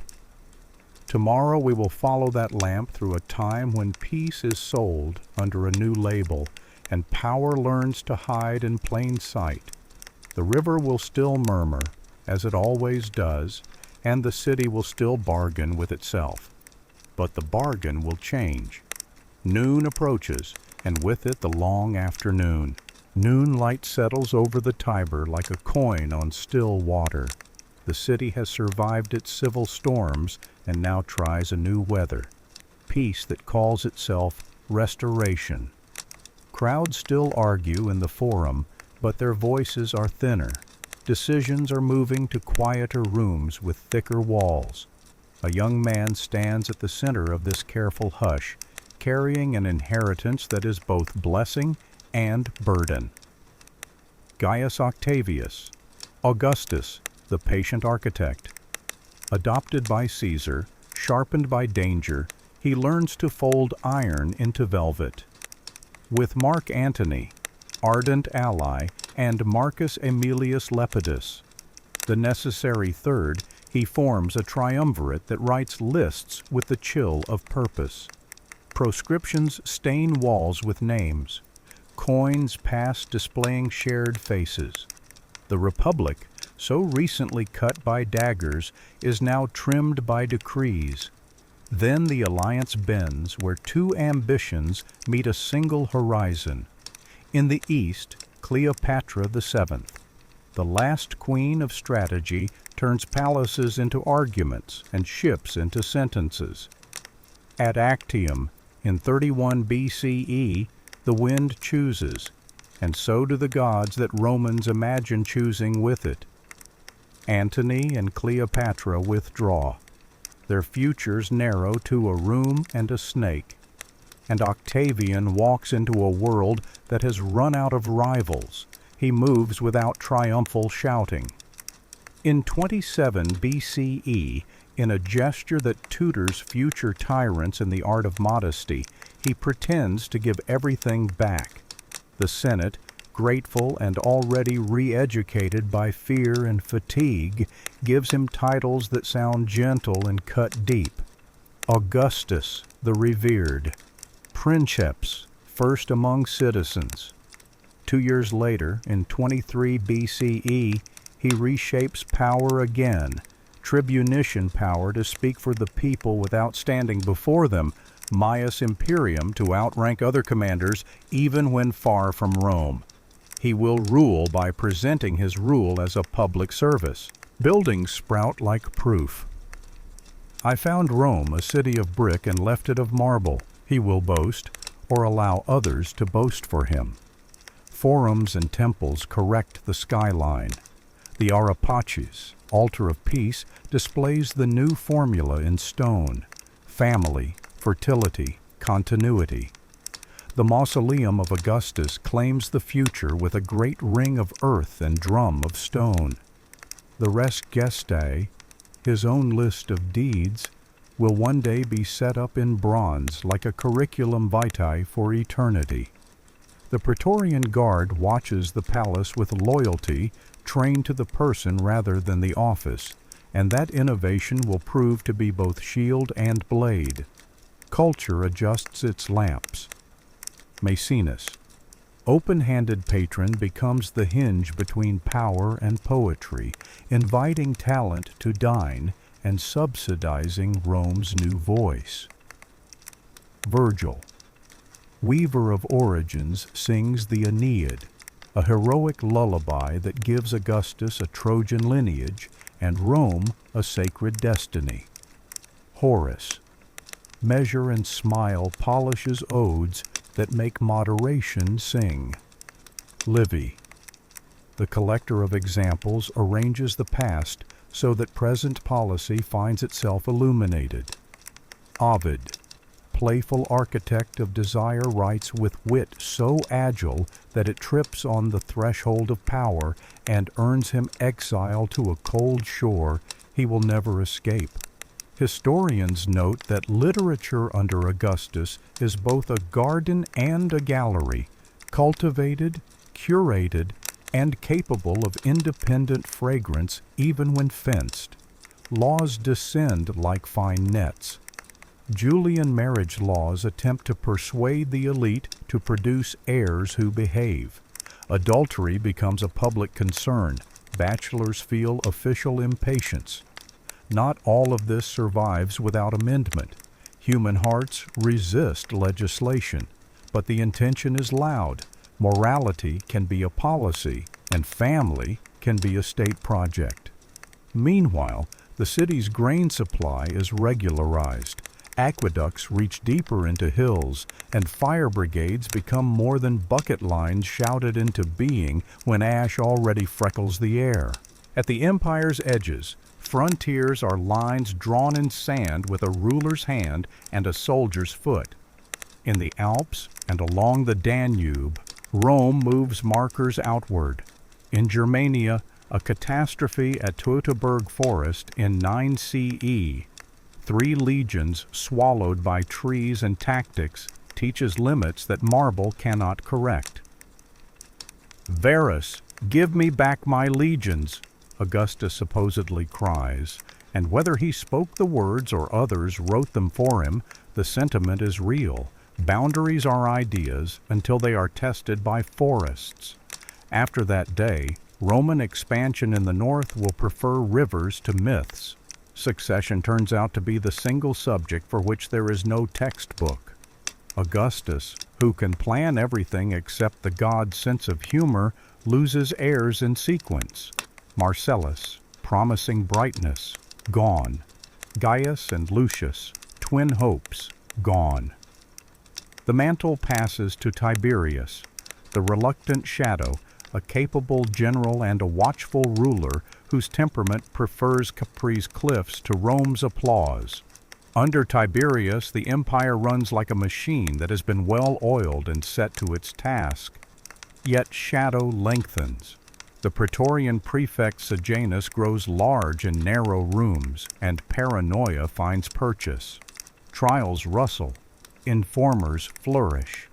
The city learns to speak in smaller sentences. Historians disagree on how dark the darkness was, but agree that the new system made fear efficient. The pendulum swings, and with it the state's mood. Gaius, Caligula, fevered theater, begins in generosity, then drifts toward extravagance dressed as inspiration. Anecdotes grow in the telling, a bridge of boats to flatter a prophecy, conversations with statues, banquets that taste like mockery. What is certain is that he was murdered by men who knew the palace's corridors better than they knew the Republic's virtues. The surprise is the man who follows, Claudius, scholar on the throne. Limping, stammering, underestimated, he proves that administration is not a talent granted only to the handsome. He adds Britannia to the map with a campaign that feels like a page torn from Julius Caesar's notebook and rewritten with better logistics. He builds aqueducts that slake a growing city's honest thirst, reforms imperial bureaucracy. So freedmen with pens become as important as equestrians with horses, and listens to petitions where his nephew might have listened only to applause. He also marries into storms, Messalina's scandal, Agrippina the Younger's ambition, and a blended household whose tensions will become the states. Nero, the artist at the edge. He begins in the shadow of his mother and ends in the shadow of his own legend. Fires in 64 CE consume swaths of Rome. Rumors burn along with roofs, accusing him of singing while the city burned, or of starting the blaze to make room for his Domus Aurea, golden house. Historians note that he organized relief and building codes, even as he also pursued performances that made senators grind their teeth. In the wake of the fire, a small and stubborn sect, Christians, becomes a convenient target. Scapegoats light gardens and consciences.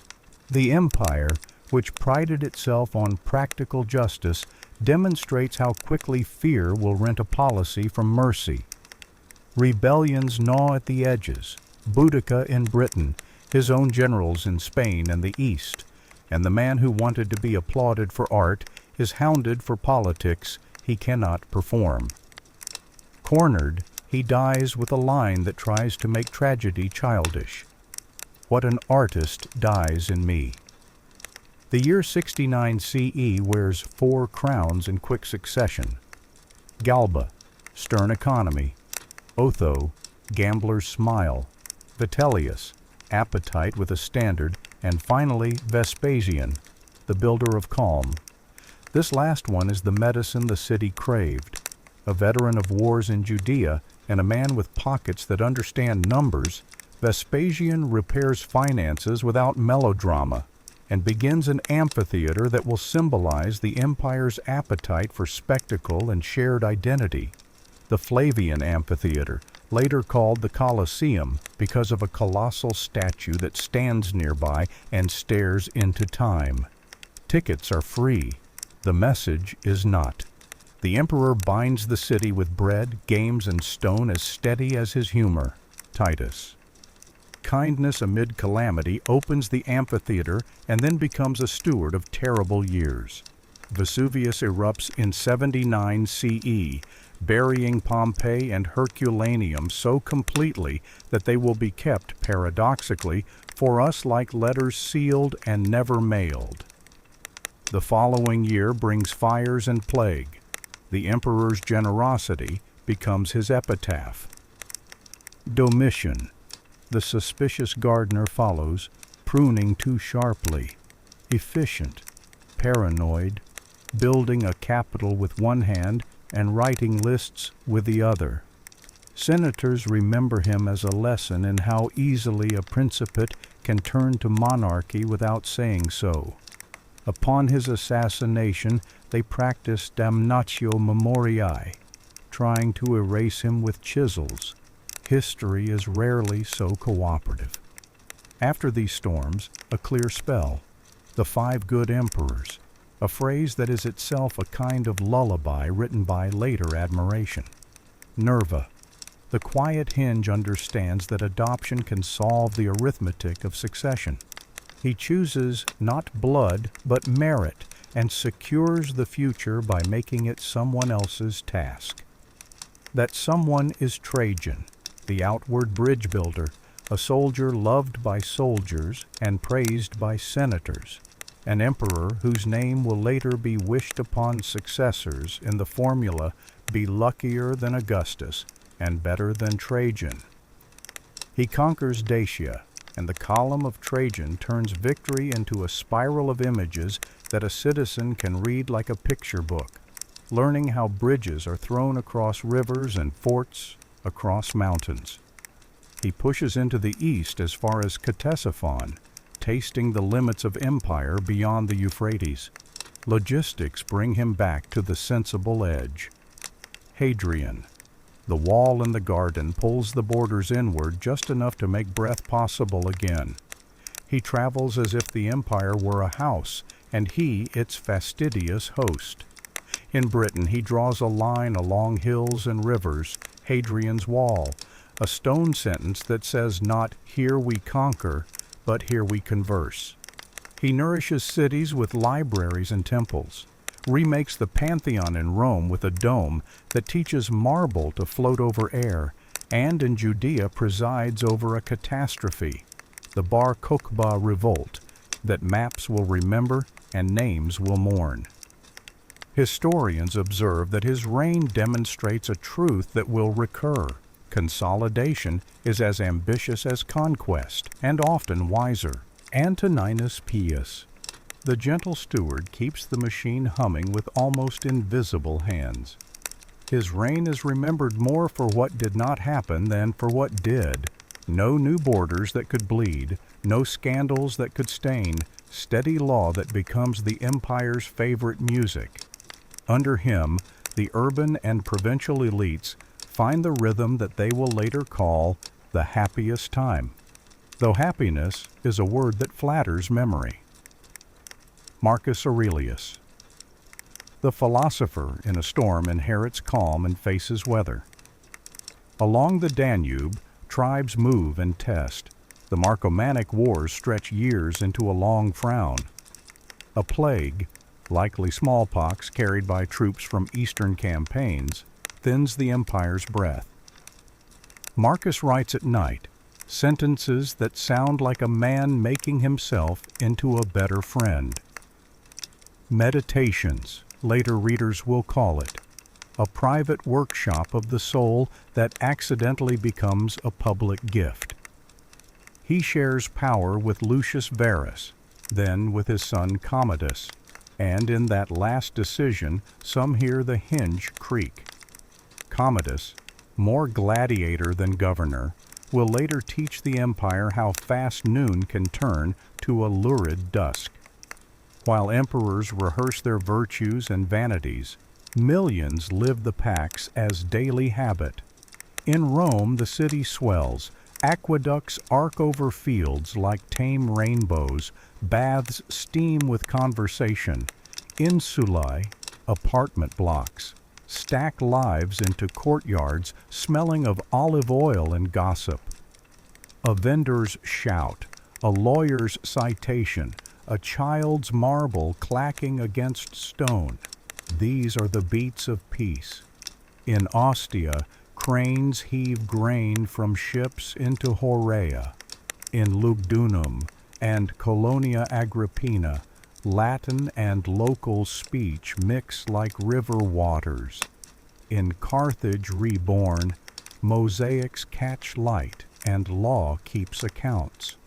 Veterans receive land in colonies that turn frontier into neighborhood. Native elites take Roman names and join councils with eyes brightened by new honors. The law itself swells in complexity and grace. Jurists teach and argue. Edicts evolve from formula to form. Principles such as bona fides, good faith, give contracts a moral spine as well as a legal one. Jus gentium, the law of peoples, translates between customs and finds a common grammar in property, obligations, and family. Courts in provincial capitals echo with cases that sound familiar across centuries. Inheritance quarrels, boundary stones pulled up by stealth, debts rescheduled. A Roman citizen traveling from Antioch to Tarraco discovers that a lawsuit can be argued in different accents with similar outcomes. This is civilization in the sense Romans mean by the word, predictability wrapped in prestige. Religion becomes a spacious room. Old gods remain, Jupiter, Juno, Minerva on their hill, but the empire learns to host the gods of others. Isis from Egypt, Mithras from the soldiers' caves, Cybele with drums that shake the marrow. Each finds a temple or a cellar.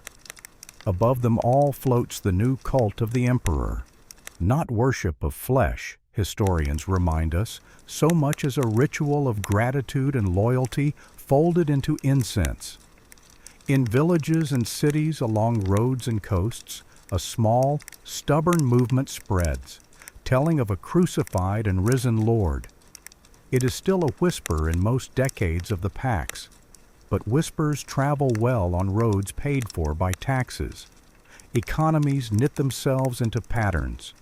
Grain from Africa. Proconsularis in Egypt keeps urban bellies full. Wine from Baetica and Campania perfumes dinners from Britain to Bithynia. Garum, fermented fish sauce, becomes a taste of empire that a legionary may crave more than the pay he has not yet received. Mines in Dacia and Hispania feed mints, and coins carry emperors' profiles farther than the emperors will ever walk. Synagogues, temples, and thought schools flourish. Libraries collect not only scrolls but reputations. Pliny the Elder, sailor of facts, writes his natural history and dies at Vesuvius because curiosity is also a kind of courage. Tacitus later will craft sentences so tight that they cut, and in cutting will preserve. Under the peace, slavery remains a contradiction the Romans learn to live with. Household tutors, farm laborers, miners in dark throats of mountains, secretaries who know which drawer holds the truth. Enslaved people make the engine run. Manumission offers a door. Some step through and become freedmen whose sons will sit on local councils wearing rings that announce both success and memory. Women, too, find channels in a system that speaks the language of men. Wives run businesses, manage inheritances, and sponsor buildings. Some names survive on dedications that make it clear that dignity can push against fences and sometimes push them outward. On the roads, milestones tick like disciplined thoughts. Couriers ride to the beat of the cursus publicus, the state's mail. Governors draft edicts and wait for rescripts from emperors who pretend to be accessible and sometimes are. An earthquake in Asia brings imperial funds and crews to rebuild. A flood in Tarraco produces a plea that Rome reads and answers with the comma of a grant. Even corruption becomes leveled by expectation. There is an accepted amount and an unacceptable amount, and juries sometimes find the difference. All this hum, the manageable noise of a great organism, depends on the pressure at the edges being steady, not sharp. And yet sharpness arrives, first in pricks and then in stabs. Along the Danube and Euphrates, client kings die, tribes migrate, and generals weigh loyalty against opportunity. Marcus Aurelius dies. Commodus plays at being a gladiator, while palace staff learn to be choreographers of emperors' exits. After him, a parade of competent and not so competent men try the throne and discover how hard it is to sit still when the legs beneath the chair have begun to wobble. Stand once more in the forum at noon. Statues cast smaller shadows than they did at dawn. The Pax Romana is not a spell. It is an agreement enacted daily by governors and merchants, jurists and water engineers, matrons and stonemasons. It can be renewed. It can also be neglected. The empire does not yet know it, but a century waits ahead in which coinage will thin, borders will bleed, and emperors will rise and fall in the span of seasons. For now, we keep the gentle fiction that the afternoon will last forever. We will not, however, leave without marking the faces that kept it long. Augustus, patient architect, made peace look like memory. Tiberius, reluctant shadow, kept the machine going even when his heart turned away. Caligula, fevered theater, warned that charisma without ballast is only wind. Claudius, scholar on the throne, proved competence can be quiet. Nero, artist at the edge, taught the city to survive its own ruler. Vespasian, builder of calm, and Titus, kindness amid calamity, showed that logistics and mercy are policy tools. Domitian, suspicious gardener, showed the cost of pruning trust too closely. Nerva, quiet hinge. Trajan, outward bridge builder. Hadrian, wall and garden. Antoninus, Pius, gentle steward. Marcus Aurelius, philosopher in a storm. Together they held the afternoon long enough for ordinary people to believe in it. The river glints. Children splash in a fountain that an engineer designed with the same seriousness he uses for aqueducts. A magistrate passes, nodding to a shopkeeper who knows how much tax he will pay this year and the next. Somewhere in Mogontiacum, a legion drills. Somewhere in Alexandria, a scholar copies a scroll. The empire is a web that hums under the touch of 1,000 fingers. Tomorrow we will feel it tremble. Afternoon stretches, and the light that made marble glow now reveals the hairline cracks in stone. The empire, broad and busy under the 5 good emperors, steps into a century where events arrive like hail, sharp, numerous, and hard to predict. Men who once thought in terms of dynasties begin to think in terms of reigns counted by winters. Armies start to believe that the quickest way to repair the world is to put it on the shoulders of the man they already follow. Borders learn to move. Septimius Severus, the soldier who built a throne from marching songs. In the wake of Commodus's fall and a year of rapid emperors, Severus arrives from the legions on the Danube with a face the army trusts. He dismisses those who sold the purple like a household object, defeats rivals, Pescennius Niger in the east, Clodius Albinus in the west, and takes Rome as if it were a city he had always been expected to enter. He raises soldiers' pay and lets them marry openly, a kindness that becomes policy. He recruits more equestrians and fewer senators to high command, shifting the empire's spine away from old families toward men whose nobility is measured in campaigns rather than ancestors. He leaves law to geniuses with ink, Papinian, later Ulpian, and Paulus. And the courts learn to speak with a clarity that makes justice feel like architecture. Beside him walks Julia Domna, the empress with a library in her sleeve. Born in Emesa, she keeps a court of ideas as well as of officials, drawing philosophers and jurists into orbit. When Severus returns from the east after sacking Ctesiphon and dragging a river of captives home, Rome celebrates. But the empire also learns a habit that will cost it later, the ransom of triumph with tax and debasement. On another frontier, in Britain, Severus pushes a campaign northward like a slow, heavy cart. He dies at Eboracum, York, and his final counsel is remembered as both truth and omen. Enrich the soldiers, ignore all others. Historians note that whether or not the words are exact, the policy was, the army's love would now purchase what elections and ceremonies once conferred. Caracalla, the Iron Brow, Son and successor, he begins his reign by staining the palace with the blood of his brother Geta, killed in their mother's arms. The act breaks more than a household. The empire feels the chill of a loyalty that excludes kin. In 212 CE, Caracalla issues the Constitutio Antoniniana, extending Roman citizenship to almost all free inhabitants of the empire. Motives mix. An empire of citizens is easier to tax. A wider community can be told a simpler story about belonging. Papyrus and stone soon show the change. Names lengthen with Aurelius, as new citizens adopt the emperor's Gentile name. Caracalla travels, fights Alemanni on the Rhine, dreams of Alexander and campaigns in the East. His coinage thins, his temper thickens, and his life ends on a roadside by a soldier's knife.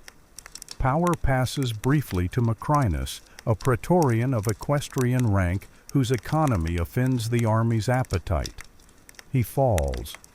In the palace comes a figure no historian can describe without adjectives.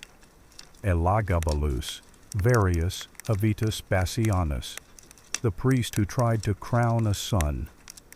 Teenage, theatrical, convinced that his Syrian god Elagabal should be Rome's center, he parades piety as performance and puzzles a city that prefers its innovations draped in tradition. He is accused, by authors who dislike both novelty and youth, of shocking tastes and creative ceremonies. What is certain is that the army tires of experiment. He is replaced by his cousin, a gentler attempt at restoration. Severus Alexander, the boy with careful tutors. Guided by his mother, Julia Mammea, he tries to walk the narrow bridge between an army that expects cash and glory and a Senate that expects deference and law. He shores up frontiers, negotiates when he can, fights when he must. In 235 CE, facing Germanic incursions and discontent in the ranks, he is murdered by soldiers who choose bluntness over policy. The assassination opens a gate to a garden without gardeners.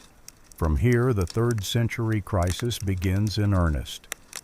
Imagine a corridor where torches go out and are relit so quickly that the smoke never clears.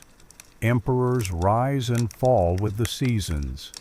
Maximinus Thrax, giant on unsteady ground, chosen by troops for strength more than subtlety. Gordian Y, and 2, brief brightness in Africa, then Pupienus and Balbinus. Philip the Arab, Decius who seeks old gods, Gallus, Aemilianus, Valerian who will learn humiliation, Gallienus who learns resilience, and more besides. Some reign a year, some less. Coins are minted with faces that provinces cannot learn before they must forget. Beyond the frontiers, storms organize themselves. In the east, a new Persia rises under Ardashir I, and then Shapur I, founders of the Sasanian dynasty, a monarchy that thinks of itself as the rightful heir of Cyrus and Darius and behaves accordingly. On the Danube and Rhine, names that will shape late antiquity become familiar. Goths, Franks, Alemanni, not as one wave, but as a clatter of many. They raid, settle, bargain, and raid again. Along the Black Sea, fleets of lightships move like shadows, testing coasts. In the Balkans, whole regions learn how to hide. At home, the economy breathes faster and gets less oxygen. The silver coin that once felt honest in the hand becomes the Antoninianus, a larger denomination with smaller virtue. Silver content falls. Prices rise. People hoard older coins like talismans against a future they can no longer price. Soldiers demand donatives each time a new face ascends. They often receive them. Taxation becomes a net with a finer weave. Collection in kind, grain, oil, hides, supplements cash that no longer persuades. Magistrates called curiales, city councilors who once wore honor like perfume, now wear it like a chain, responsible for collecting taxes that neighbors find unbearable. Some slip away to estates or the clergy. Laws drag them back. Historians reading the Bind of Curiales hear a prelude to medieval patterns. Obligations tied to places because people can no longer afford to be mobile under the weight of duty. By mid-century, pestilence joins the list of tutors. The plague of Cyprian, named for a bishop who described it, runs from one end of the empire to the other, loosening social threads that war and inflation had already frayed. Priests bury, physicians guess, households decide whether to flee or to feed the sick. In some cities, guardians of temples and bishops of churches will later argue about who showed more courage. In the moment, courage is simply the act of staying. Decius, restorer with hard hands. He believes the empire's weakness is religious as much as military, and in 250 CE, he requires sacrifice to the gods as a loyalty test. Certificates, libelli, record compliance. Christians who cannot sacrifice in good faith face prison, execution, or the complicated decisions of conscience that later writers will call lapsi and confessors. The policy, meant to sow unity, instead maps the empire's diversity of belief and turns local officials into judges of piety. Decius dies in battle. The measure dies too, though its echo will return under Valerian. Valerian faces a Sasanian king whose ambition writes its own epigraphs. Shapur I, the rider with kings on his belt. He invades. Cities in Syria and Mesopotamia tremble. Antioch is taken and retaken. In 260 CE, Valerian is captured alive at Edessa, a spectacle Romans had long inflicted on others and never expected to endure. Legends later tell of the king using the captive emperor as a footstool.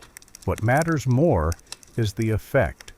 The idea of Rome as invulnerable breaks. Provinces prepare to be their own answers. The West answers with secession and competence. In Gaul, Postumus, the governor who became a wall, builds the Gallic Empire, holding Germania, Gaul, Britain, and sometimes Hispania with steady hands. He mints good coins, pays troops, defends the Rhine. His successors, Victorinus and Tetricus, keep the lamp lit as long as they can. In the east, a caravan city of sand and stone leans into destiny. Palmyra, rich on silk and spices, rises under Odenathus, the desert's general, who fights Persians like a man defending a well. After his death, his widow steps forward with a poise that turns admiration into obedience. Zenobia, the desert queen of trade winds. She claims the title of Augusta for her son Vabalathus, speaks Greek with a philosopher's ear and Aramaic with a merchant's memory, and moves armies with dispatch. Egypt bends, much of the East follows. Coins show a duet of faces, Roman emperor and Palmyrene king, until the music implies a different dance. Rome, busy with its own fires, watches a map that looks like a rug being tugged from both ends, while provinces improvise solutions. Gallienus, the besieged reformer, attempts to stitch the central fabric. co-emperor with his father Valerian, then sole emperor after the capture, he removes senators from field commands, trusting equestrian professionals who have been fighting the empire's wars in fact, if not in rank. He cultivates a mobile cavalry reserve, comitatus, that can ride to crises faster than legions can march. He tolerates Christianity after Valerian's harshness, perhaps out of pragmatism, perhaps out of a different habit of mind. In culture, even amid war, there is polish. The Gallienic Renaissance adorns art with a softer line, and philosophy with quieter certainties. He dies under a plot. Reformers often do, but their ideas sometimes outlive their breath. Then comes a man whose name sounds like a hammer striking a nail. Aurelian, restorer of the world. He rises from cavalry to command and from command to emperorship with the air of someone who believes that maps can be corrected by marching. He beats Goths back across rivers, fortifies where it is wise to pause, and decides that the capital itself must learn the habit of humility. The Aurelian walls rise around Rome, high, practical, embracing 7 hills and suburbs alike. For centuries, the city had trusted distance and legions to be its walls. Now, brick and vigilance replace pride. Romans grumble at first, then they sleep better. Aurelian turns east and west in quick sentences. Zenobia meets him field to field. At Emmae and Emesa, he breaks her armies, and at Palmyra, he shows a restraint that tries to be policy. The city submits. A later revolt triggers a harsher reply, and the caravan capital learns that defiance is a luxury measured in ruined arches. In the west, Tetricus, last emperor of the Gallic experiment, yields at Chalons. Legend has him tiring of being a necessary fiction and preferring a quieter post under a single sun. Aurelian returns to Rome as Restitutor Orbis, the restorer of the world, an old title, newly credible. He also attempts to restore the currency, recalling old coins and issuing better ones. Markets respond like skittish animals. Approach, bolt, approach again. He honors Sol Invictus, the unconquered sun, not with a persecution of older gods, but with a preference that feels like a policy sketch. Historians see in this cult a search for unity that does not depend on the old city's family of deities or on the emperor's variable characters. Light is a simple theology. Aurelian dies by conspiracy, once more reminding the empire that a soldier's loyalty can be fierce in battle and fickle in a tent. Between Aurelian and the next great organizer, men like Tacitus, Probus, and Carus keep the seat warm and the borders less angry than they might be. Probus plants, vineyards and discipline with equal energy. Carus drives east toward Ctesiphon, as if trying to finish a sentence written by Trajan. His sons Carinus and Numerian demonstrate again that succession without plan is succession by hope. The hope runs out. The army chooses a new steward for the state. This century is an education in fragility and repair. Coins tell the story in their changing skin. Hoards buried in fields tell it in their silence. Treasures that were meant to be recovered when the smoke thinned and were never reclaimed. Inscriptions stutter, abandoned building projects, dedications to emperors whose names were chiseled yesterday and unwanted tomorrow. Fortified hilltops sprout in provinces, villas thicken their walls. Towns shift to higher ground or behind hastily mounded earth. Trade routes fray but do not snap. Amphorae from Africa still find their way to northern tables, though the journey is longer and more troubled. Craftsmen repair more than they replace. fashion becomes the art of making old look like new. At shrines and in houses, habits change as slowly as they always have. Families light lamps at small altars, whisper thanks to old gods, and, in growing numbers, to the God who does not ask for incense and refuses a share of the pantheon. After the persecutions under Decius and Valerian, the backlash is not merely doctrinal but practical. Christians know one another in cities and villages. Their networks feed the hungry during pestilence and bury the dead when others are afraid to touch them. When emperors later look for ligaments to bind an empire, they will notice this circulation of care. Law, even amid crisis, continues its quiet labor. Jurists write opinions that governors consult. Imperial rescripts answer petitions from towns who argue about the price of oil or the right of a guild to elect its own officers. The language of citizenship, widened by Caracalla, becomes the default grammar of petitions and protests. If everyone is Roman, then everyone has standing and expectations. The courts, strained under volume and distance, nevertheless maintain a recognizable rhythm: summons, testimony, decision. The idea of Rome survives often because the habit of Rome survives. One must also listen to the countryside. The colonate, not yet a formal institution, but already a practical arrangement, grows from negotiations between large landowners and peasants who need protection more than freedom can provide. Tenants bind themselves to estates. Landlords bind themselves to supply. Taxes are mediated in arrangements that will one day become law. The empire, once a city with provinces, is becoming a network of estates with cities as markets. This is not decline so much as adaptation, though in the mouths of aristocrats who remember Augustan marble, the word decline tastes more satisfying than change. In the army, helmets look familiar, but recruitment looks different. More barbarian soldiers, in the Roman sense of those who do not sound like us, enter service, swear oaths, and learn Latin curses that they will later teach their sons. Commanders rise for skill rather than ancestry, and sometimes fall for the same reason.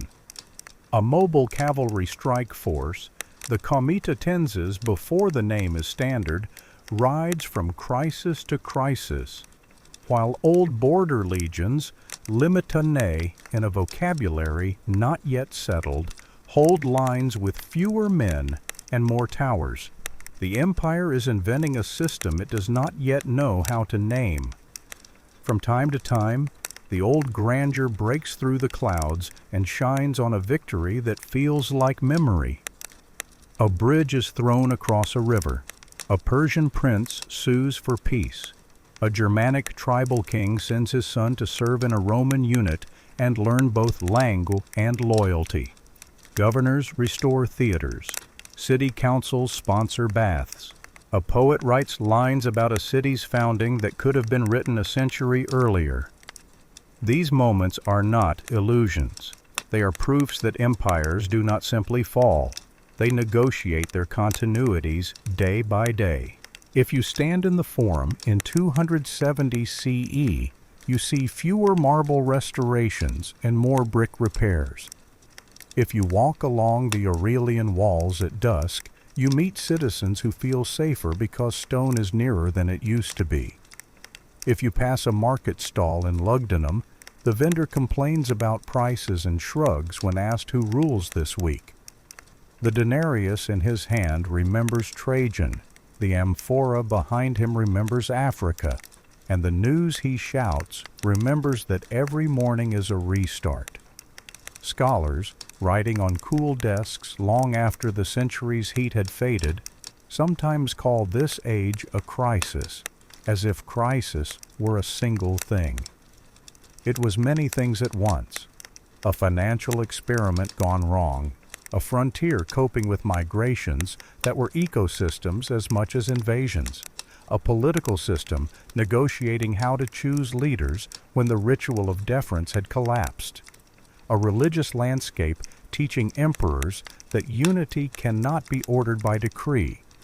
That the empire survived the 3rd century is itself the preface to the 4th's great attempts at order. And so we arrive at a threshold. A soldier from the Balkans, weathered by marches and vigilant by habit, will soon be saluted by men who want a paymaster and by provinces that want a plan. He will not restore the old world. He will build a new one that borrows the old world's names. The empire will be divided into more parts and ruled by more hands, not because it is weak, but because it has learned a new arithmetic for a larger map. Taxes will be counted differently. Prices will be ordered sternly. The image of power will step back from the crowd and look at it from a dais. Some will call it recovery. Others will call it the end of Rome's youth. Both will be right. Stand one last time at the edge of the city and look outward. The roads that once felt like simple lines now look like veins under skin that has been bruised and healed too many times to count. On a hill above the Tiber, a mason leans his weight into a stone of the Aurelian wall and thinks about dinner. In a villa near Tarraco, a landowner calculates how many tenants will come next autumn and how many he must forgive to keep the estate alive.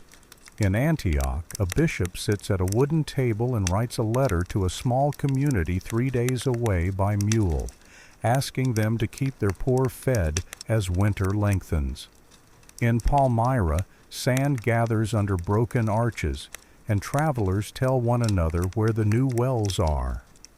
In Colonia Agrippina, a centurion checks a roster and wonders whether the new recruits will last the winter. In every scene, the empire refuses to be a single story. Tomorrow, the curtain will rise on a plan with 4 names on the title page. The office of emperor will learn to be a college. The mints will learn discipline with lash and ledger, and a new capital will shine between 2 seas like a coin flipped by destiny and caught by policy. The afternoon is over. The evening will be orderly. Evening does not fall all at once. First, the light leans, then the shadows lengthen, and only after a long kindness does the sky consent to change its color. So it is with Rome as the 3rd century storms clear just enough for a new order to try its shape. The empire that once imagined itself as a single city surrounded by obedient provinces now learns to imagine itself as a fabric, thicker in some places, mended in others, stretched over mountains and deserts and seas. Men who have marched since boyhood look at maps as if they were carpenters' plans. Ink and brick, oath and coin, these will be the tools of repair. Diocletian, the organizer in purple. He comes from the Balkans with the caution of a man who has slept under too many skies and the ambition of one who knows that repair must be more than patchwork. He refuses to act the solitary hero. Instead, he invents a college of rulers, the Tetrarchy, 2 Augusti and 2 Caesaris, 4 hands on 1 rudder, 4 pairs of eyes on far horizons. Capitals multiply like carefully placed lamps. Nicomedia near the eastern storm, Sirmium and Thessalonica guarding the middle, Trier and Milan watching the Rhine and the Alps. The message is simple and radical. Rule where the problems live. The emperor is no longer a distant portrait to be saluted once in a year. He is a presence that may arrive tomorrow with a ledger and a legion. He redraws the empire into smaller provinces, more governors to be watched, more officials whose names can be learned, fewer satraps who can grow into independent weather. Over these provinces, he stretches larger umbrellas, dioceses, each with a vicarius who answers to a praetorian prefect, and beyond them all the Augusti and Caesares themselves. The hierarchy is a staircase designed to move orders downward and taxes upward with fewer spills. Historians note that administration becomes a profession under Diocletian. Titles ripen, uniforms stiffen, procedures learn to survive the people who invent them. Money is policy in metal. The silver coin has thinned to a rumor. Diocletian tries to restore faith with new issues, fresh names, firmer weights. He knows that prices, once allowed to gallop, trample households. He hangs a command in words across the empire, the edict on maximum prices, a long list of ceilings that tries to hold 1,000 markets still. It is a noble attempt and a doomed one. Men who must sell at a loss sell in whispers, or not at all. A black market is only another name for hunger's ingenuity. Yet the edict, like so much of Diocletian's work, teaches a lesson that will outlive its own sentences. The state intends to be everywhere. The state also intends to be itself, visible, austere, persuasive. Court ritual blooms into a garden where every gesture is a species with a Latin name. The emperor's person steps back from the familiar handshake of the early principate and stands on a dais with purple shoes and a diadem that says more than any speech. Statues of the tetrarchs carved in porphyry show 4 figures clinging to one another with square faces and shared stares, a declaration in stone that unity can be sculpted even when it cannot be felt. Titles harden. Audiences are staged. Officials learn when to prostrate, when to speak, when to be the silence that makes power audible. Religion, which had always been Rome's grammar, becomes policy in a new key. Among the many cults of the empire, one has grown quietly at first, and then less quietly, like a vine learning which walls will shelter it. The communities who gather to recall a crucified and risen Lord have become, by this late century, a network of care and conviction. Diocletian does not begin by hating them. He begins by distrusting all that is uncontrolled. Shrines are inspected, oracles consulted. The old gods are asked to speak for the state. The answer, written in omens and in officials' fear, is that a unity of worship will make a unity of obedience. In 303, the great persecution begins with edicts that order churches and books destroyed, assemblies banned, clergy imprisoned, and sacrifices demanded as proof of loyalty. Some comply, some refuse, some evade. Bishops write letters. Prisons learn new songs. Records of martyrdom are kept in hands that shake and then in hands that remember. In some regions, the storm is a squall. In others, it is a season. Even as he seeks to make the state seamless, Diocletian teaches it that conscience is the one frontier that refuses to be garrisoned. He does another thing emperors had forgotten how to do. He abdicates. In 305, at the height of his system, he takes off the purple as if it were a heavy cloak after a long journey. He retires to a palace at Salona, a coastal square of stone where gardens are straight and the sea is constant. He plants cabbages and answers requests for his return with the amused firmness of a man who has finally discovered the world is large enough without him. His plan, orderly succession within the college, works for a moment and then breaks on the old reef of human appetite. Ambition, like water, finds cracks. Galerius, the hard fist of the Danube, Constantius Chlorus, the measured step, Severus, Maximinus Daia, and soon enough names that will burn brighter, Maxentius in Rome itself, and a young man serving under his father Constantius on the misty edge of the world. When Constantius dies at Eboracum, York, Legions lift their eyes to his son and find in his face a promise the tidy laws do not contain. Constantine, the sign in the sky. He moves with the smooth caution of one who has learned from other men's mistakes. He fights where he must, writes where he can, waits when waiting will turn rivals against one another. Against Maxentius, who holds Rome with a mix of populist gifts and private terror, Constantine marches down the spine of Italy, gathering cities with a reputation for sparing those who open their gates. On the eve of battle by the Milvian Bridge in 312, stories later told by the victor's friends and by the victor's new church speak of a vision. In hoc signo vinces, in this sign you will conquer. And a labarum, a standard, marked with a strange monogram that writes two Greek letters over one another like a cross with a memory. Whether the sky itself wrote or only the heart, Constantine carries the sign onto the field. Maxentius's bridge of boats collapses. The Tiber receives enemies, and the future at once. The next year, in 313, Constantine and Licinius meet and agree that the empire has tired of making enemies of those who pray together. The Edict of Milan proclaims an end to persecution and the restitution of property.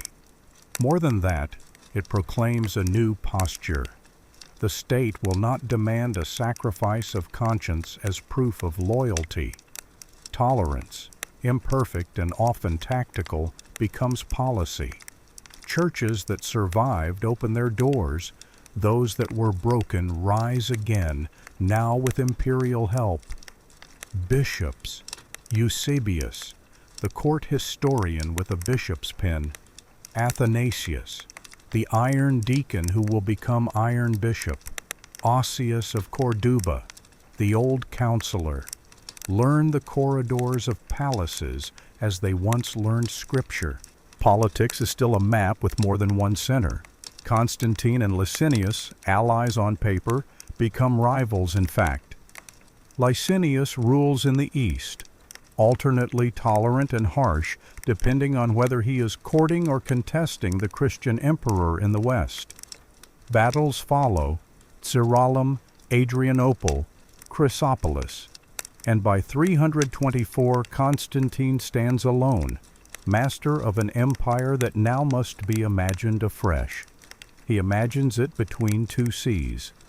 On the site of Byzantium, a Greek city perched like a hinge where Europe and Asia elbow one another, he draws a plan for a new capital, Constantinople. He does not abandon Rome. He reassigns it to memory and ceremony. The new city gets forums that know how to hold laws and parades, a senate to sit in seats that say, "We still matter," walls that will one day outlast every promise, and a harbor that welcomes ships from wheat-rich Egypt and fur-rich Pontus as if both were equally old friends.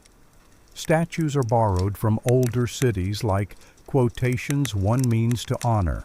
Churches are raised, first modestly, and then with the confidence of a city learning its own future accents.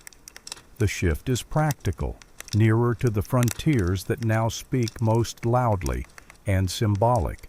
The empire's head has turned east. Constantine's governance is as much about paper and stone as about swords. He refines what Diocletian invented. Praetorian prefects, no longer the emperor's bodyguards, become the heads of vast administrations. Dioceses persist. Provinces remain divided into manageable pieces.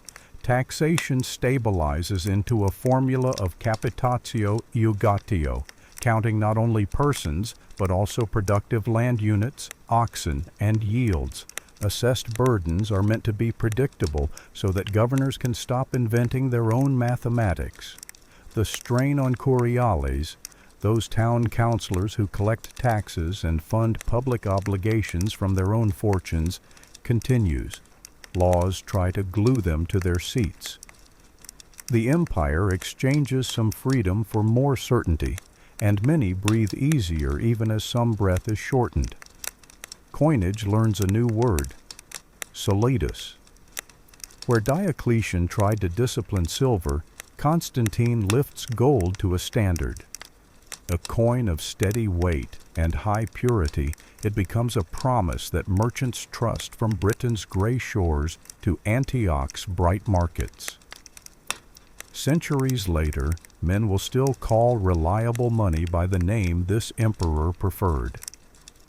With a stable coin and an energetic building program, basilicas in Rome and Constantinople, roads repaired, bridges renewed, commerce finds its legs again, grain moves, rents are counted, a jar of wine can travel without changing hands so often that its price is an insult at the end of the journey.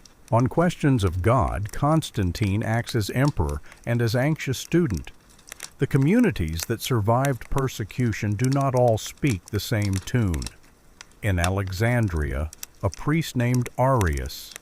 The question in a hymn teaches that the Son is not co-eternal with the Father, that there was when he was not, a subtlety that to some ears sounds like piety and to others like a threat to salvation itself.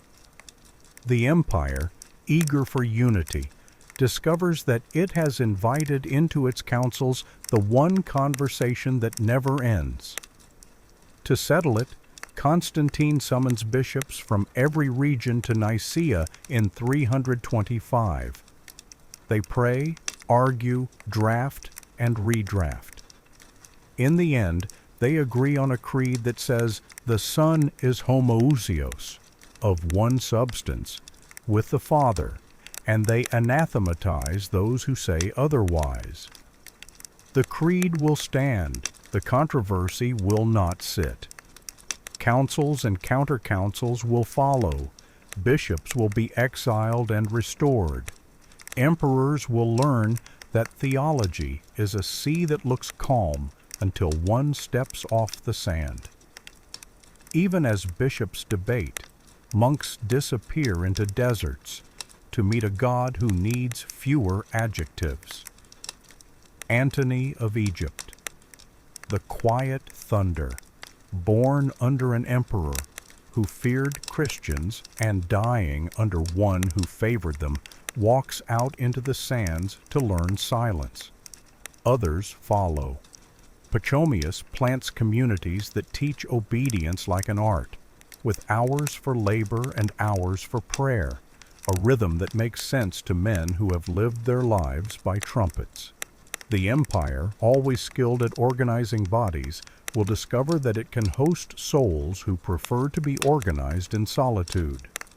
In the law courts and on the streets, Christianity begins to change the texture of life without yet changing its fabric. Basilicas in Rome, Lateran, Old St. Peter's, offer space where crowds can stand and listen. Charitable funds are organized through bishoprics. Manumissions take place at altars as well as in forums. Yet temples continue.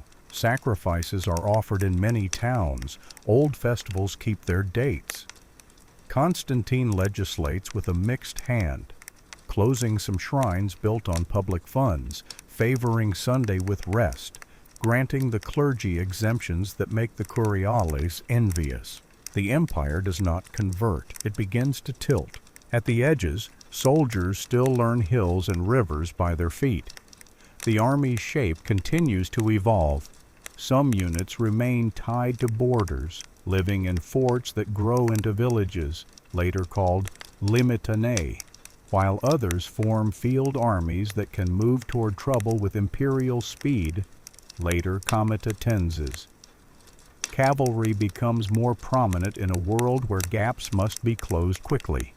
Armor adjusts to economies that can no longer send every cohort a new iron shirt each year. Latin remains the language of command in the West, Greek the language of cultured life in the East, and orders can travel faster than bread only when roads are loved as much as men say they love victory. Family law begins to sound different notes. Christian emperors, starting with Constantine, adjust marriage and adoption rules, limit some divorces, and grant new rights and wills that allow bequests to churches and pious foundations. Exposure of infants, while not yet illegal everywhere, begins to draw disfavor. Donations for the poor learn new channels, and the rhetoric of mercy enters statutes that once preferred the rhetoric of utility. Slavery endures, but manumission on religious grounds becomes a familiar story, piety opening gates that economy would have kept shut. Not all of Constantine's measures are gentle. Donatist Christians in North Africa, who argue that sacraments performed by traitorous clergy are invalid, find themselves opposed not only by other bishops, but by imperial force. Schism, from Constantine's perspective, is not merely a theological nuisance, it is a crack in the wall. He exiles leaders, convenes councils, fundraises for his allies. The lesson is clear even when the facts are complicated. Unity can be sought with kindness or with clubs, and emperors will use both as needed. In the family, Constantine's house is as human as any. Sons are raised to titles, and titles become ambitions. Crispus. The bright air rises and then is destroyed under a cloud of accusations and palace whispers. Fausta, the emperor's wife, dies soon after, under charges so tangled in rumor that historians can only point to the knot and sigh. The ruler who gave the empire a capital that would last 1,000 years could not give his family a peace that would last a single summer. The succession he arranges divides the empire among sons and nephews, Constantine II, Constantius II, Constans, a map that begins tidy and ends, as such maps do, with borders that move in the night. A generation after Diocletian, the imperial image is transformed.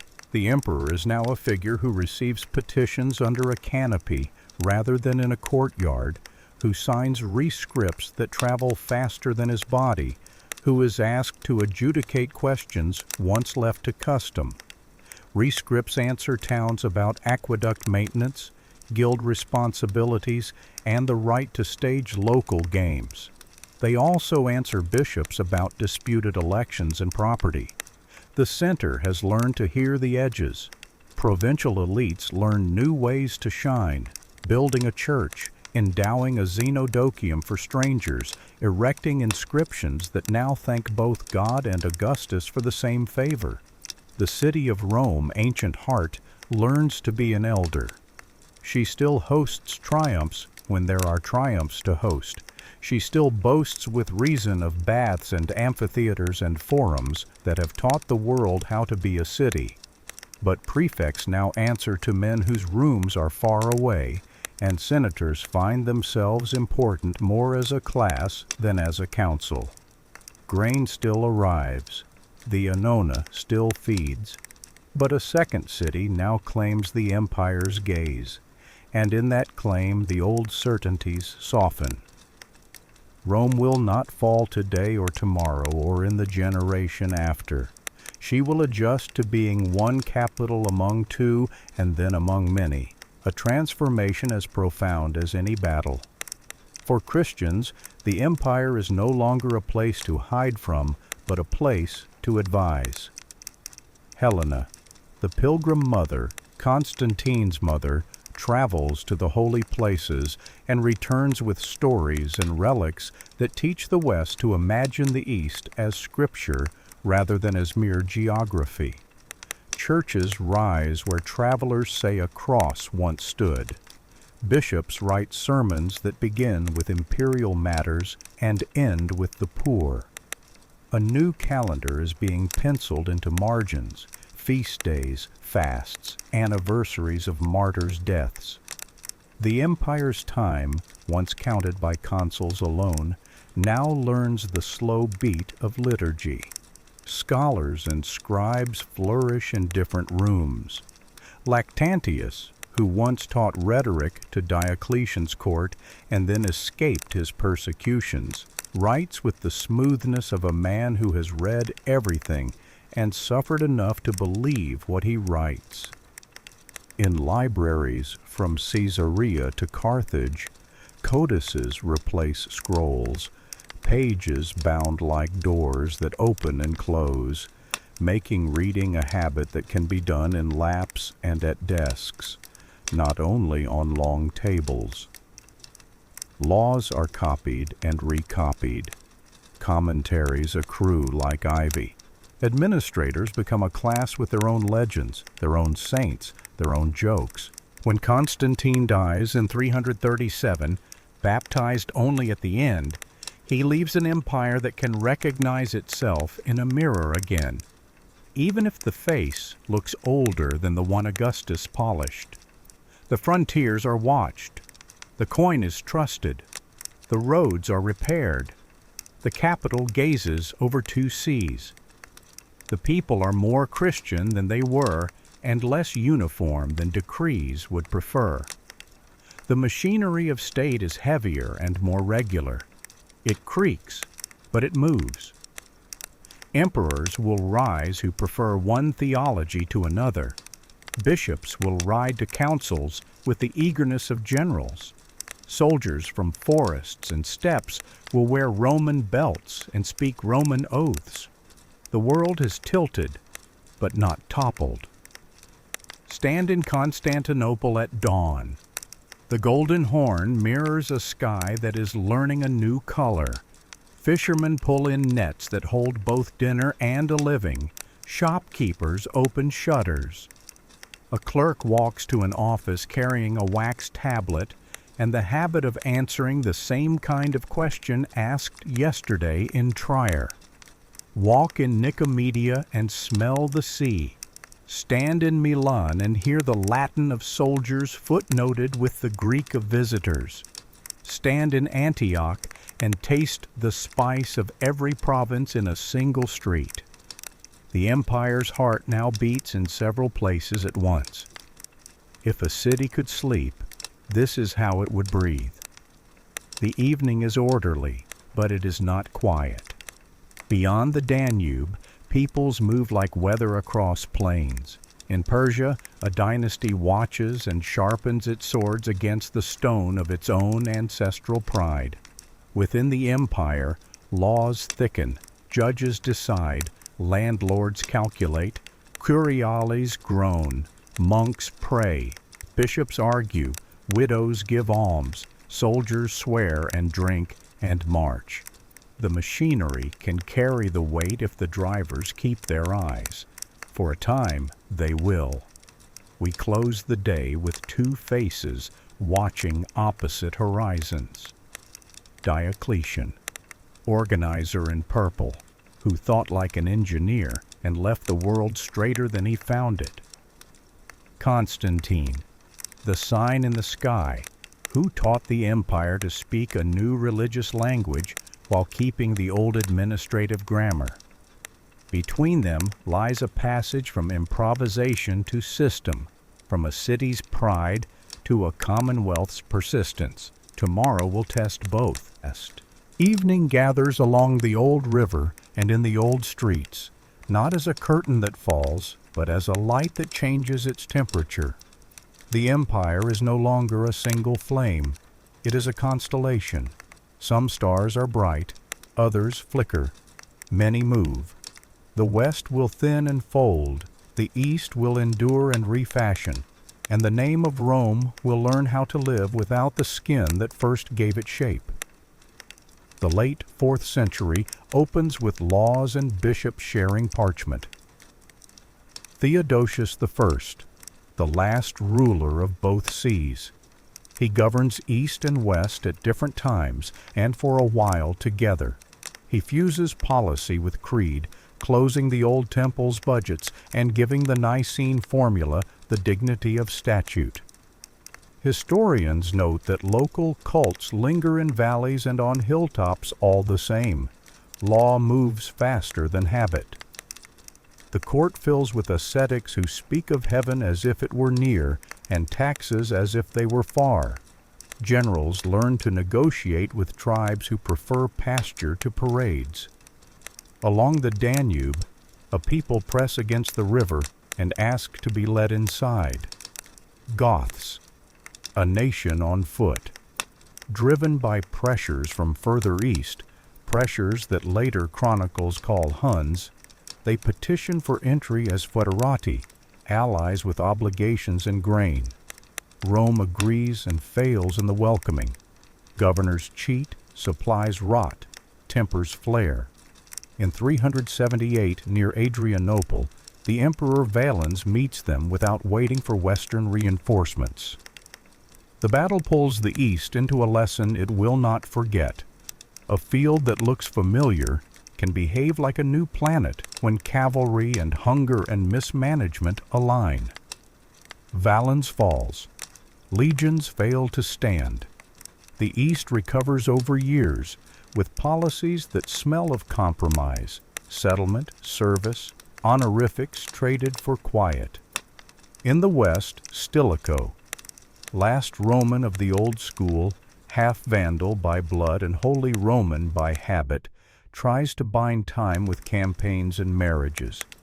He wins and delays, steadies and offends.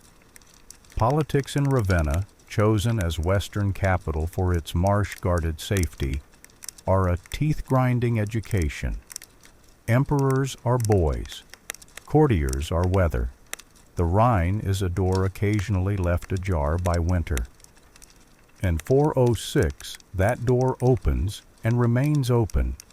Vandals, Suebi, and Alans stream into Gaul, then some into Spain, then, under Gaiseric, the patient pirate king, into Africa. The West watches its granary alter its allegiance, and with it the ability of Rome to feed Rome. A guest waits too long for the seat promised him. Alaric, patient negotiator, reluctant sacker. He asks for land, for rank, for respect. He is offered speeches and delays. He blockades, retreats, blockades again. In 410, when the long patience breaks, his Goths enter Rome. The city that measured itself by its walls learns that walls are invitations to test. Yet the sack is not a massacre. Churches are used as sanctuaries. Many houses are spared. The shock is more spiritual than statistical. The world writes elegies. Augustine of Hippo begins City of God, arguing that no earthly city, not even the greatest, deserves the name that can never burn. Rome survives, but the West has to learn how to stand in a different wind. In Gaul, a general's general writes history with horses. Aetius, shield of the afternoon, he has been a hostage among Huns and knows their saddle and their scent. When Attila, the testing storm, enters Europe's center with alliances that sound like thunder in many languages, Aetius gathers a coalition that looks like a festival turned to war. Romans, Visigoths under Theodoric, Franks and Burgundians, each with a reason to let another bleed, and, for once, a reason not to. At the Catalonian plains in 451, the lines push and recoil. Theodoric falls. Evening finds Attila unbroken, but paused. He turns toward Italy and meets famine and persuasion. Leo, Bishop of Rome, the calm negotiator, rides out with officials. Attila withdraws, leaving behind a story that later ages will simplify into miracle and fear. The message is mixed and memorable. Rome still argues with words as well as with spears. Now pause for a fuller look at the writers who redrew horizons. The Huns, a nation on the wind. Fieldcraft curves at the horse's neck. Decision travels at the line of the sky. Their patience runs deep as a step well. Children grow up in saddles. Their composite bows of wood, horn, and sinew send arrows that pierce the air and then assumptions. Mastery of dispersal and sudden concentration, feigned flight and wheeling return, taught Europe a new grammar, speed as strategy, relay-like communications, logistics tuned to pasture, scouts that respected no frontier. These wrote borders in hoofbeats rather than ink. And look at their lord, Attila, scourge of God. The epithet was born of fear, but it also names a fusion of order and velocity. Attila treated tribute as policy, not pillage, an economy of respect and hard metal. In parley, he used silence like an instrument. In bargaining with emperors, his word held its weight like gold. When he wished to bind cities, he bound them. When he burned, it was to nail a point into the map. He held a confederation of proud clans without bruising their pride, ruling with counters of honor as much as with iron. Historians note that his success flowed not only from the sword, but from reading caravan roads and river fords with the same grammar by which he read men. Under him, the Huns did not merely break Roman assumptions. They proved that peace could also be engineered at speed when dignity was paid its due. His hoofprints wrote lines across soil as durable as any frontier. Meanwhile, the sea has learned a new habit. Geiseric's Vandals rule Carthage and project power by water. In 455, they sail to Rome and sack with methodical patience. Booty loads ships as routinely as grain once did. Italy's coasts know the taste of smoke. The West knows the cost of losing Africa. Without Africa, tax ledgers turn into wish lists. The Annona becomes a narrower rope. Generals like Ricimer, maker of emperors, pull strings from behind the curtain. Ephemeral Augusti follow one another like waves that leave no shells. The end of the Western Court is not a battle. It is an administrative event with a famous date. 476 finds Romulus Augustulus, the last boy on the list, deposed by Odoacer, practical custodian. He does not burn Rome. He sends the imperial regalia east to Zeno, emperor in Constantinople, and governs Italy as king while acknowledging on paper the Eastern emperor's primacy. The Senate writes letters that sound relieved, as if a pretense had been too exhausting to maintain. Historians note that ordinary life does not turn a page that morning. Taxes are still collected, aqueducts sometimes repaired, lawsuits argued. The West does not die, it changes management. Another management arrives with ceremony, Theoderic the Great, the Goth who kept Roman hours. Sent by Zeno, Theoderic defeats Odoacer and rules Italy with a program that could be called Romanism without Romans. The army is Gothic. The administration is largely Roman. Law is issued in Latin. Roads and harbors are repaired. Cassiodorus, the pen that made politics poetry, writes letters for the king that read like marble conversations. Boethius, the last classical philosopher, serves and then, accused of treason, dies, writing Consolation of Philosophy, a book that will console others for 1,000 years. In Ravenna, Theodoric builds churches whose mosaics glitter with the memory of empire. He tolerates Arians and Catholics until politics sour toleration. After his death, his careful balance wobbles. While Italy experiments with Goths as magistrates, the East experiments with ambition that sounds like restoration. Justinian, restorer in marble and manuscript. He inherits a state that has learned Diocletian's ledgers and Constantine's churches. He adds a law book and a long war. Over decades, beginning in 527, he and his general Belisarius, the fox with a clean sword, smash the Vandals in a campaign so swift that the memory of Geiseric's long winter feels unfair. They then turn to Italy, where Gothic resilience and Roman nostalgia will pound one another into dust for 20 years. Narses, another general, finishes what Belisarius could not be allowed to finish. Italy is recovered on a map and lost in its villages, its population bled, its aqueducts severed, its stones repurposed by necessity. Justinian's companion in policy is Theodora, Iron Grace, a woman of theater and wit who learned the empire's meanness before she learned its manners. She stands in a dais of disaster in 532 when the Nika riots turn the capital into a furnace. Advisors urge flight. She answers that purple is a fine shroud. The phrase is as hard as diamond and cuts through the panic. Troops retake the city. A basilica rises from ashes and ambition.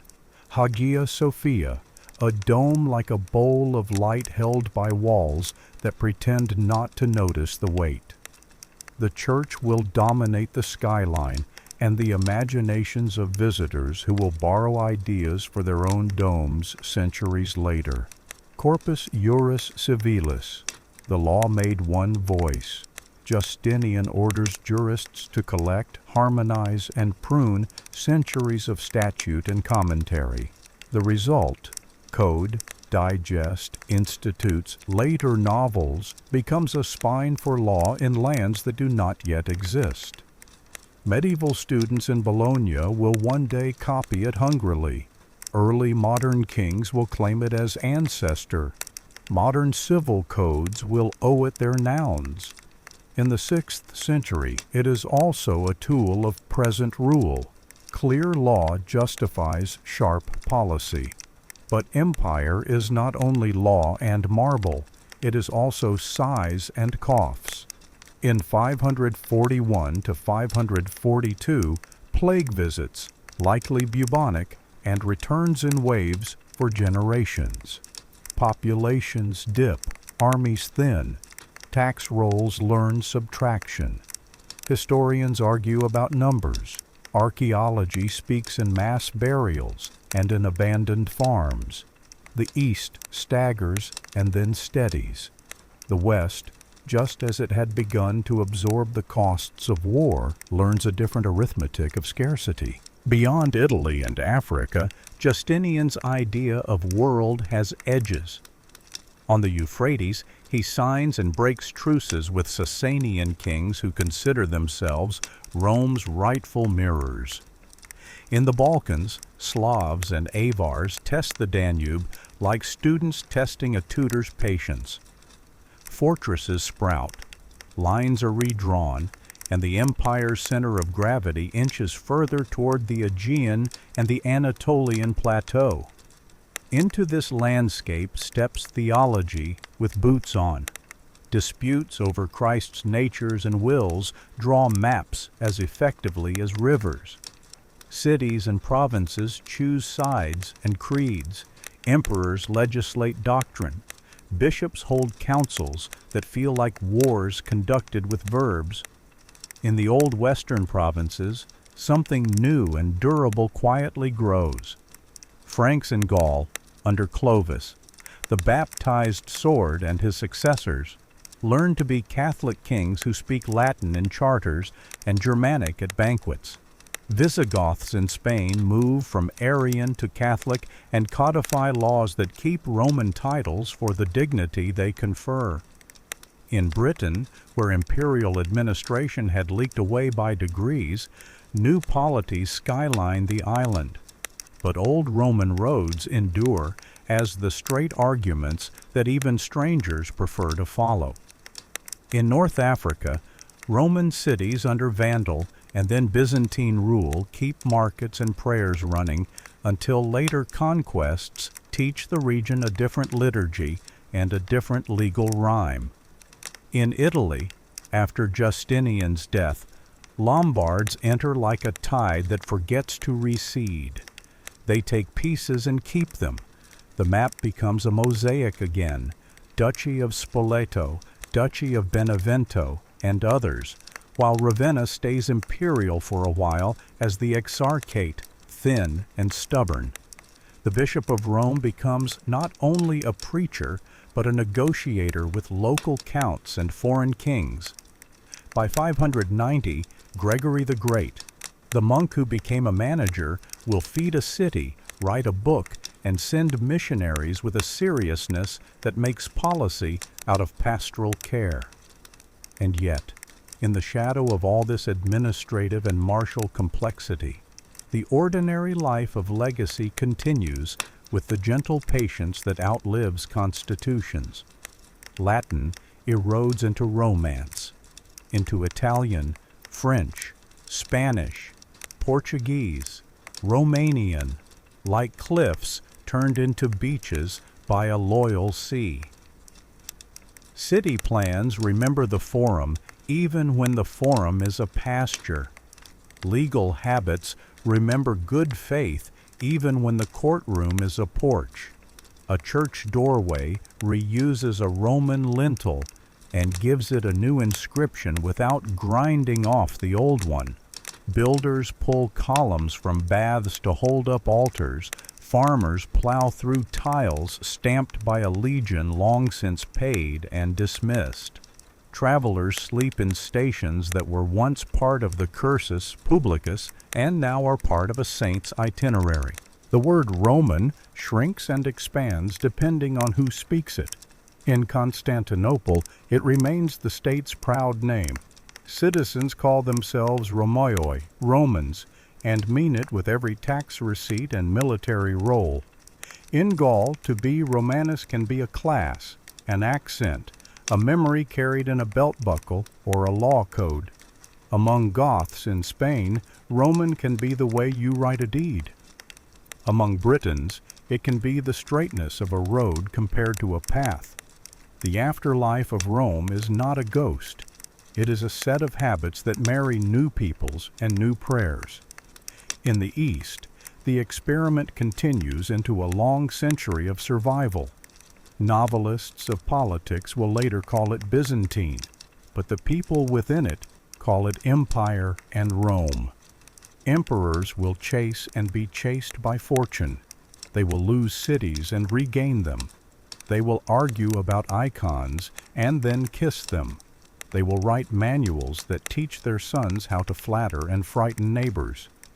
Justinian will be remembered as both builder and bankrupter. Heraclius as both savior and exhausted survivor. The capital's walls will hold against sieges, proving that stones laid by policy can be stronger than phrases laid by pride. What, then, is the fall of Rome? A date on a page is neat. 476 is neat. But listen to the stones and to the words on the stones. They say that fall is a hard word for a long change. The West's imperial court ceased. The East's court continued. The Roman thing, law, language, building, administration, imagination, moved into new houses. Some were smaller, some were louder, some prayed differently, but in all of them a Roman ghost rearranged the furniture and taught the children to read. In monasteries, the ghost learned to copy.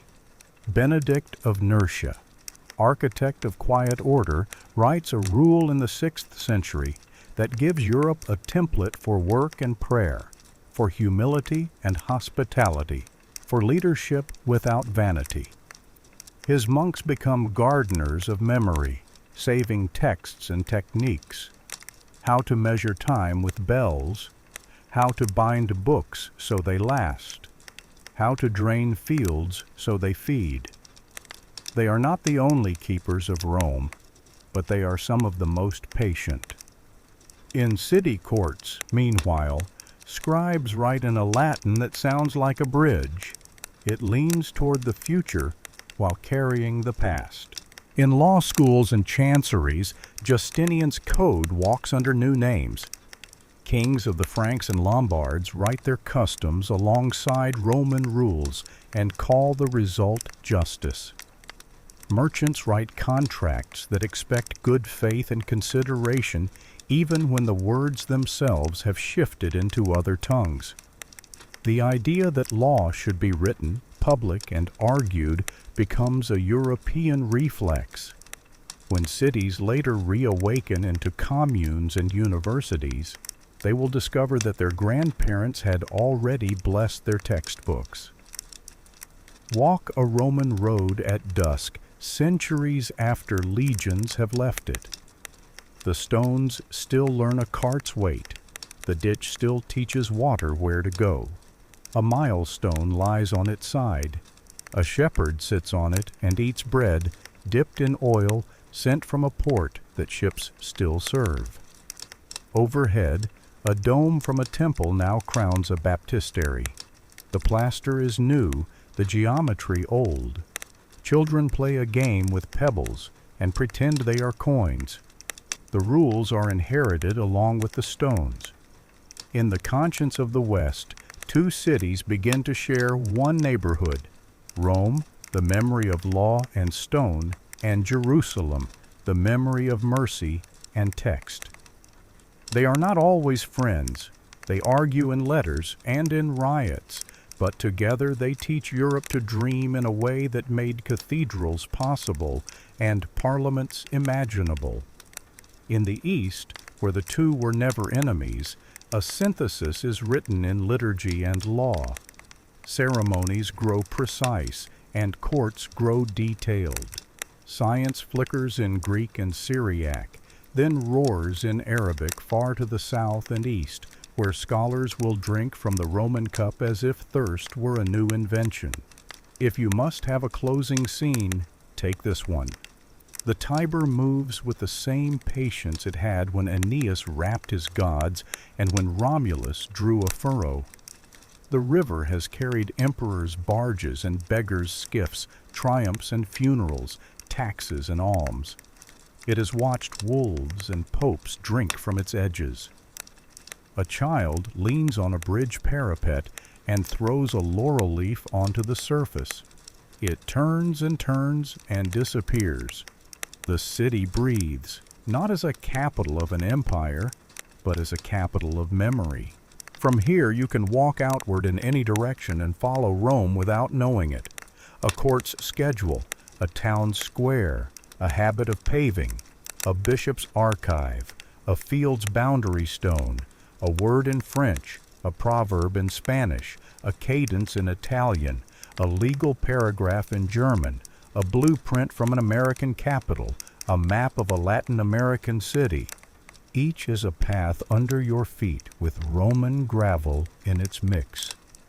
Even our doubts about empire, our worries about power, our love of republican words are shadows cast by an old eagle on a modern street. So the twilight is not a darkness, it is an afterlight. The West will pass its crown to kings who call themselves new Caesars. The East will keep a crown that calls itself old. The laws will be recopied, the stones reused, the prayers rewritten with familiar metaphors. And in all of it, the voice that began as a river's murmur will go on speaking softly in 1,000 tongues. If you sleep now, the city will still be here when you wake in any century. We set down the story here, where rivers remember and roads radiate like spokes from a hub we cannot exhaust. Rome's dream, of order held by law, of roads that make strangers kin, of a commonwealth that prefers arguments to annihilations, outlived the uniforms that first carried it. That dream, not the borders, is what keeps returning.